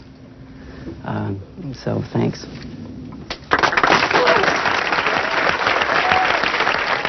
But the Democrats' optimism was to be short-lived. In November 1992, Clinton was triumphantly elected president. But within weeks, his administration discovered that the budget deficit was far greater than they had anticipated. At a meeting in the White House in January 1993, the head of the Federal Reserve told them that the deficit was nearly $300 billion. There was no way they could borrow any more without panicking the markets and causing a crisis. The only way to pay for the proposed tax cuts would be to cut government spending, not just on defence, but on welfare. Clinton was faced with a choice between the old politics and the new, and he chose the old. The tax cuts were dropped, and he tried to inspire the country with the old democratic ideal of government spending to help the poor and disadvantaged. Tonight I want to talk with you about what government can do, because I believe government must do more. To put people to work now, to create 500,000 jobs. Jobs to rebuild our highways and airports, to renovate housing, to bring new life to rural communities and spread hope and opportunity among our nation's youth. Healthcare reform sounds like a great idea to me. Well, I know, but some of these details sure scare the heck out of me. Like what? Well, like for... At the start of the Clinton administration, many of us, including, I believe, President Clinton himself, reverted back to an older tradition, tried to lift the public, to talk about genuine ideals beyond the individual. And that reform agenda being not only universal health care and child care and dealing with the widening inequalities in our society and homelessness, many things that many citizens, just particularly middle-income citizens, didn't want to deal with. But the suburban voters who had been promised tax cuts were not inspired by Bill Clinton's vision. They felt betrayed and wanted revenge. Their opportunity came in 1994 with the congressional elections. The Republicans, led by Newt Gingrich, promised huge tax cuts and to dismantle the welfare system. The voters who had defected to Clinton switched sides yet again, and the Republicans won both houses of Congress in a landslide. Well, I think it's a tremendous vote in favor of smaller government, lower taxes, and in a sense, a renewal of the Thatcher-Reagan tradition. And I think in that sense, it's pretty decisive. It means that the welfare state is going to be less hospitable for people who are not willing to take responsibility for their own situation.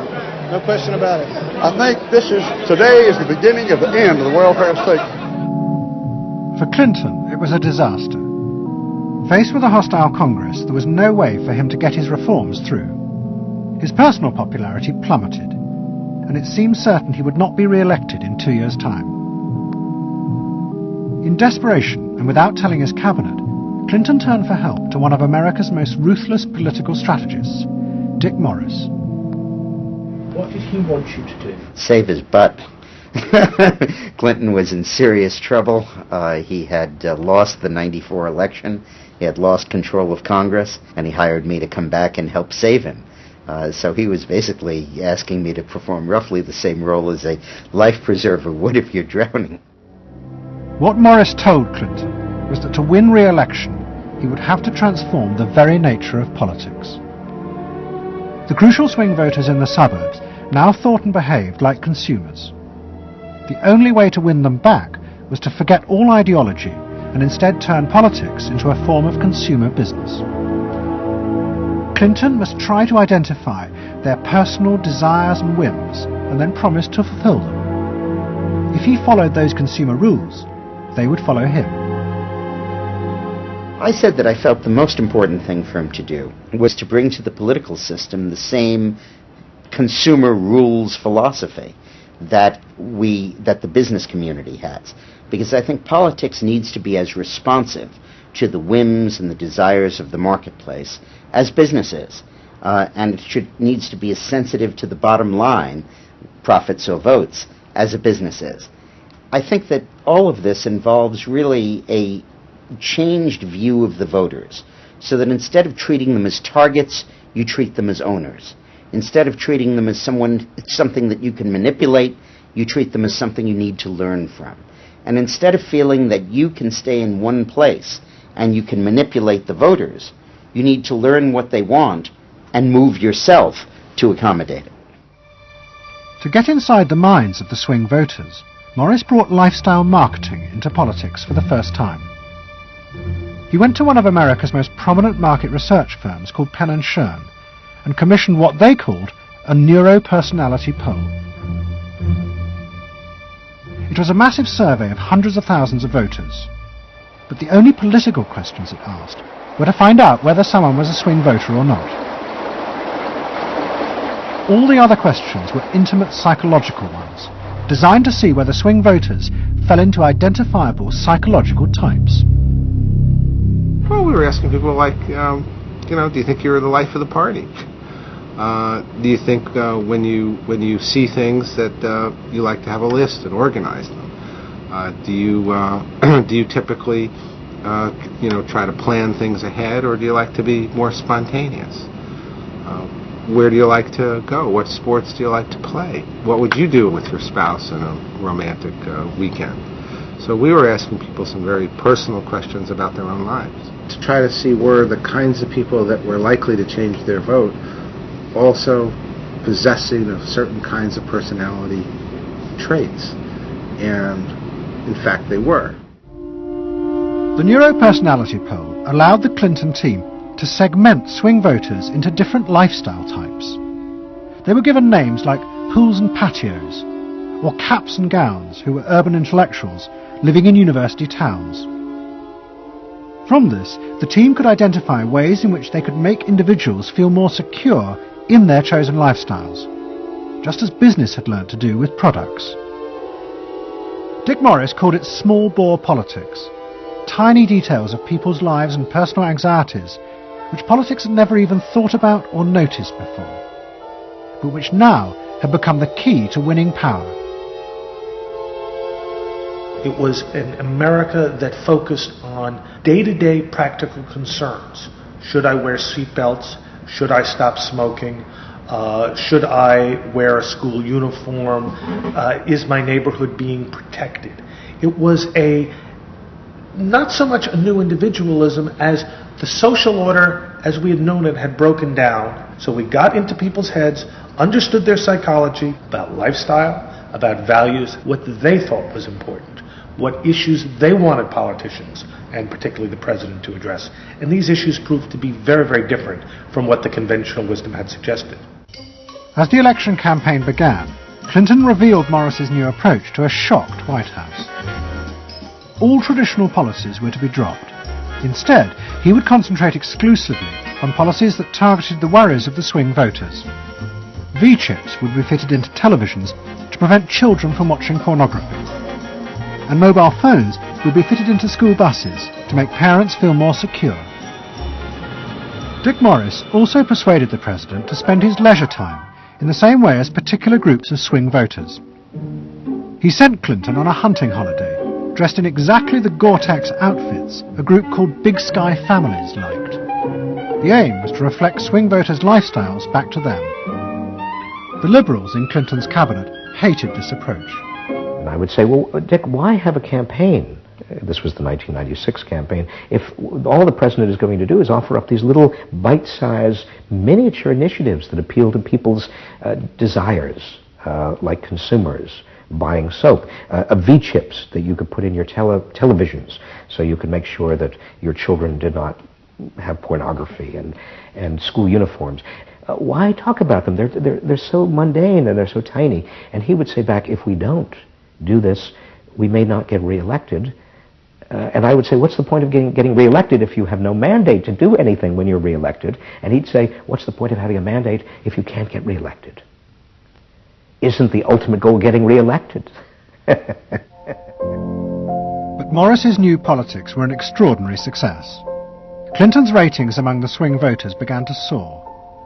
And Dick Morris, along with the marketeer Mark Penn, took effective charge of making White House policy. Mark Penn set up a huge call centre in an office block in Denver. And every night, hundreds of telephone operators called swing voters in suburbs across the country to check with them every detail of policies that Clinton was proposing. The policy was made by a group of people manning telephones in Denver, Colorado, placing calls to voters in places like Westchester and Pasadena, and asking them what they wanted from their government, and asking them very specifically about specific policies that Bill Clinton was considering. Would you be more likely to support him if he offered this particular government service, or if he offered that one? Those people told them what they thought. Mark Penn transmitted that to Bill Clinton, and it came out of his mouth. So essentially it was suburban voters in the 90s were creating American domestic policy, and some of its foreign policy as well. Right. Yeah, Mark Penn was polling on questions like whether we should bomb in Bosnia, things like that. Morris also insisted that Clinton make a symbolic sacrifice of the old politics to convince the swing voters to trust him. In August 1996, Clinton signed a bill which ended the system of guaranteed help for the poor and unemployed. Welfare would be cut back after 2 years in order to force people into work. The new system was called welfare to work and would, he said, be a hand up, not a handout. It was the effective end of the guaranteed welfare system created by President Roosevelt 60 years before. For many in Clinton's cabinet, it was also the end of the progressive political ideal that Roosevelt had represented. The belief that one used a position of leadership to persuade the voters to think and behave as social beings, not as self-interested individuals. Dick Morris and the pollsters had won. And by that I mean that the people who ultimately got to the president, shaped the president's mind, were those who viewed the voters as just a collection of individual desires that had to be catered to and pandered to. It suggests that democracy is nothing more, and should be nothing more, than pandering to these unthought about, very primitive desires. Primitive in the sense that they are not even necessarily conscious, just what people want in terms of satisfying themselves. And the same triumph of the politics of the self was about to happen in Britain too. In 1994, Tony Blair had become the leader of the Labour Party, and the reforming group centred around Peter Mandelson became all-powerful. Almost every night, Philip Gould ran focus groups with swing voters in the suburbs. But this time he was listened to, and the desires and the fears of the new aspirational classes became the central force shaping Labour Party policies.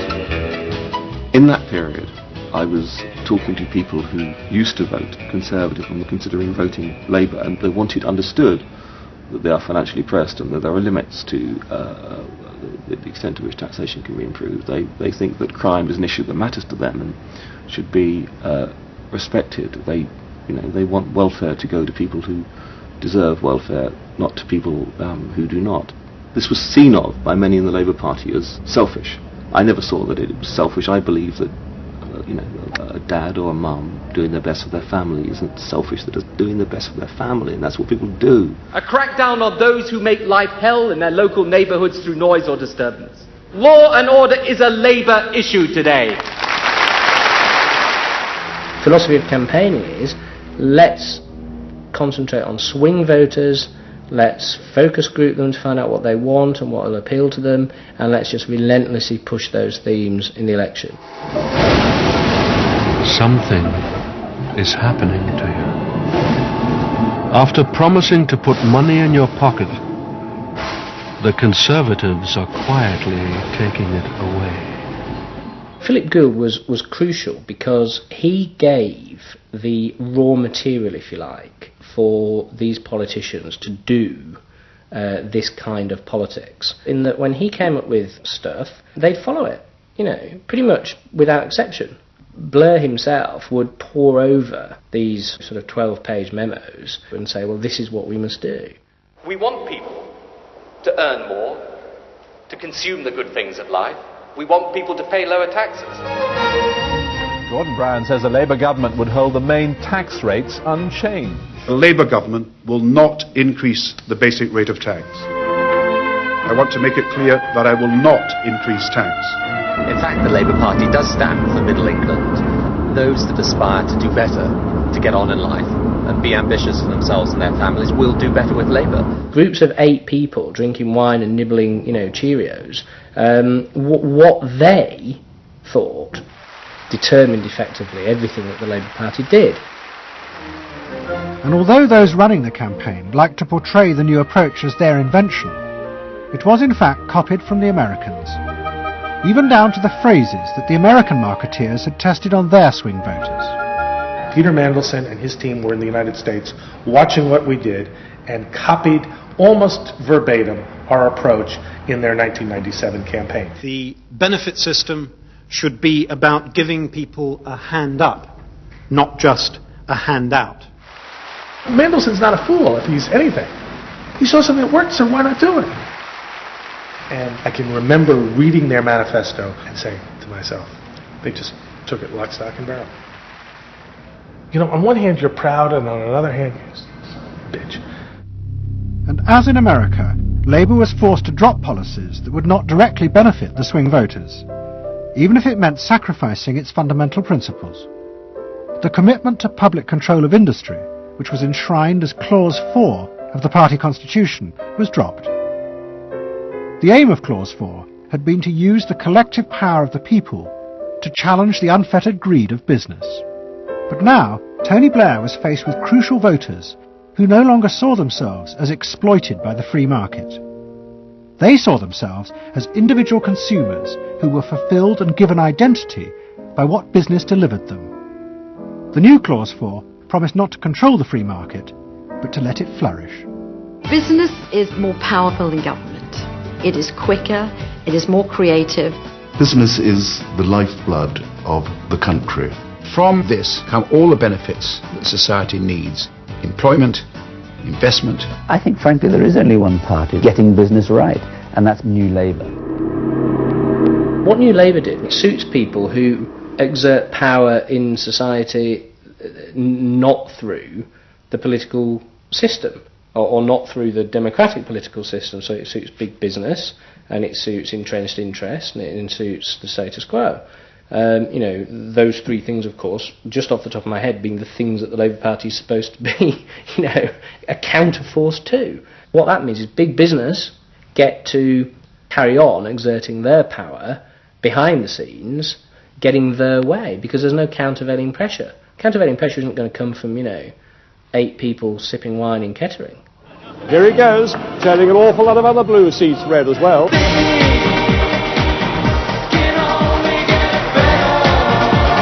Very happy, very relieved, and very exhilarated.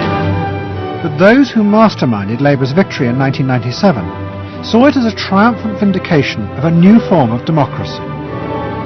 By understanding and fulfilling people's inner desires through the focus group, they were giving power to individuals, not treating them as faceless groups who were told by politicians what was good for them. I don't see the focus group as some marketing tool. I see the focus group as a way of hearing what the people have to say. And I see the focus group as a way to a new form of politics.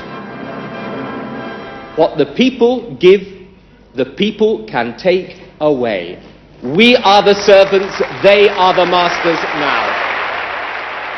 1997 was, I think, fundamentally important in that. I think it is the end of the elitist politics that's dominated Britain for so much of the last 100 years.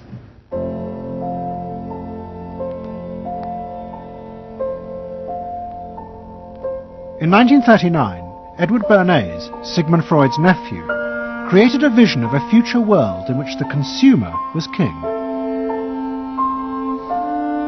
It was at the World's Fair in New York, and Bernays called it Democracity. It was one of the earliest and most dramatic portrayals of a consumerist democracy, a society in which the needs and desires of individuals were read and fulfilled by business and the free market. The World's Fair created a spectacle in which all of these concerns were met, and they were met by Westinghouse and General Motors and the American Cash Register Company, and company after company presented itself as this sort of centerpiece of a society in which human desire and human want and human anxiety would all be responded to and would all be met purely through the free enterprise system. There was this sort of notion that the free market was something that was not guided by ideologies or by political power. It was something that simply was guided by the people's will. This was the model of democracy that both New Labour and the American Democrats had bought into in order to regain power. They had used techniques developed by business to read the desires of consumers, and they had accepted Bernays' claim that this was a better form of democracy. But in reality, the World's Fair had been an elaborate piece of propaganda designed by Bernays for his clients, the giant American corporations. Privately, Bernays did not believe that true democracy could ever work. He had been profoundly influenced in this by his uncle's theories of human nature. Freud believed that individuals were not driven by rational thought, but by primitive unconscious desires and feelings. And Bernays believed that this meant it was too dangerous to let the masses ever have control over their own lives.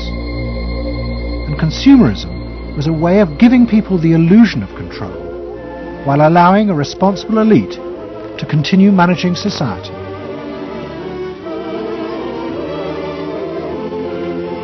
It's not that the people are in charge, but that the people's desires are in charge.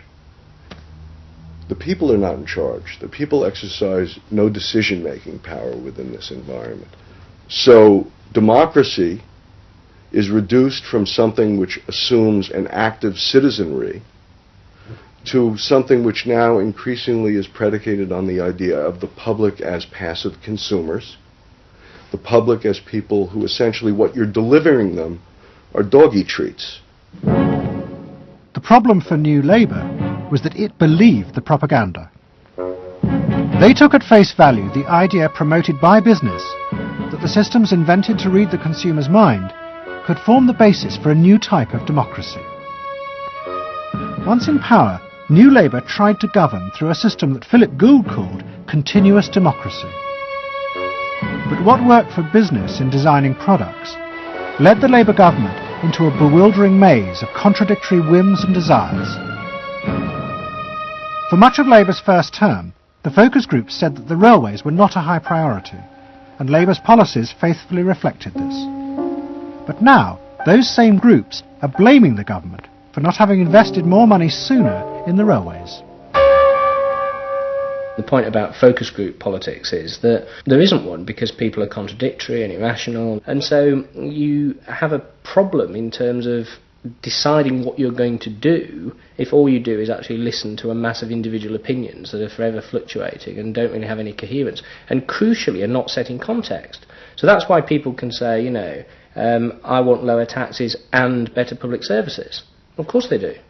You know, if you say, do you want to pay more taxes to get better public services, people are less sure. They then don't believe that if they do pay more taxes, they will be spent on better public services. So you end up in this quagmire where, you know, the truth is a politician has to say, look, this is what I believe. I believe that you should pay slightly more taxes to make better public services, and I pledge that I'm competent enough to actually use that money wisely. Do you want that? Vote for me, yes or no. And that's what Blair has failed to do. Tony Blair turns around and sort of tries to feed back to them what they already believe, and given what they believe is sort of a load of individual, incoherent, contradictory nonsense, that's all he has to offer. And then he wonders why people don't get him. You know, the answer they don't get him is because they're looking for someone to do something that they can't do themselves, which is actually come up with a coherent political opinion that they might have faith in. New Labour are faced with a dilemma. The system of consumer democracy that they have embraced has trapped them into a series of short-term and often contradictory policies. There are now growing demands that they fulfil a grander vision, that they use the power of government to deal with the problems of growing inequality and the decaying social fabric of the country. But to do this, they will have to appeal to the electorate to think outside their own self-interest. And this would mean challenging the now dominant Freudian view of human beings as selfish, instinct-driven individuals, which is a concept of human beings that has been fostered and encouraged by business because it produces ideal consumers. Although we feel we are free, in reality, we, like the politicians, have become the slaves of our own desires. We have forgotten that we can be more than that. That there are other sides to human nature. Fundamentally, here we have two different views of human nature and of democracy. You have the view that people are irrational, that they are bundles of unconscious emotion. That comes directly out of Freud. And businesses are very able to respond to that. That's what they have honed their skills doing. That's what marketing is really all about. What are the symbols, the music, the images, the words that will appeal to these unconscious feelings? Politics must be more than that. Politics and leadership are about engaging the public in a rational discussion and deliberation about what is best, and treating people with respect in terms of their rational abilities to debate what is best. If it's not that, if it is Freudian, if it is basically a matter of appealing to the same basic unconscious feelings that business appeals to, then why not let business do it? Business can do it better. Business knows how to do it. Business, after all, is in the business of responding to those feelings.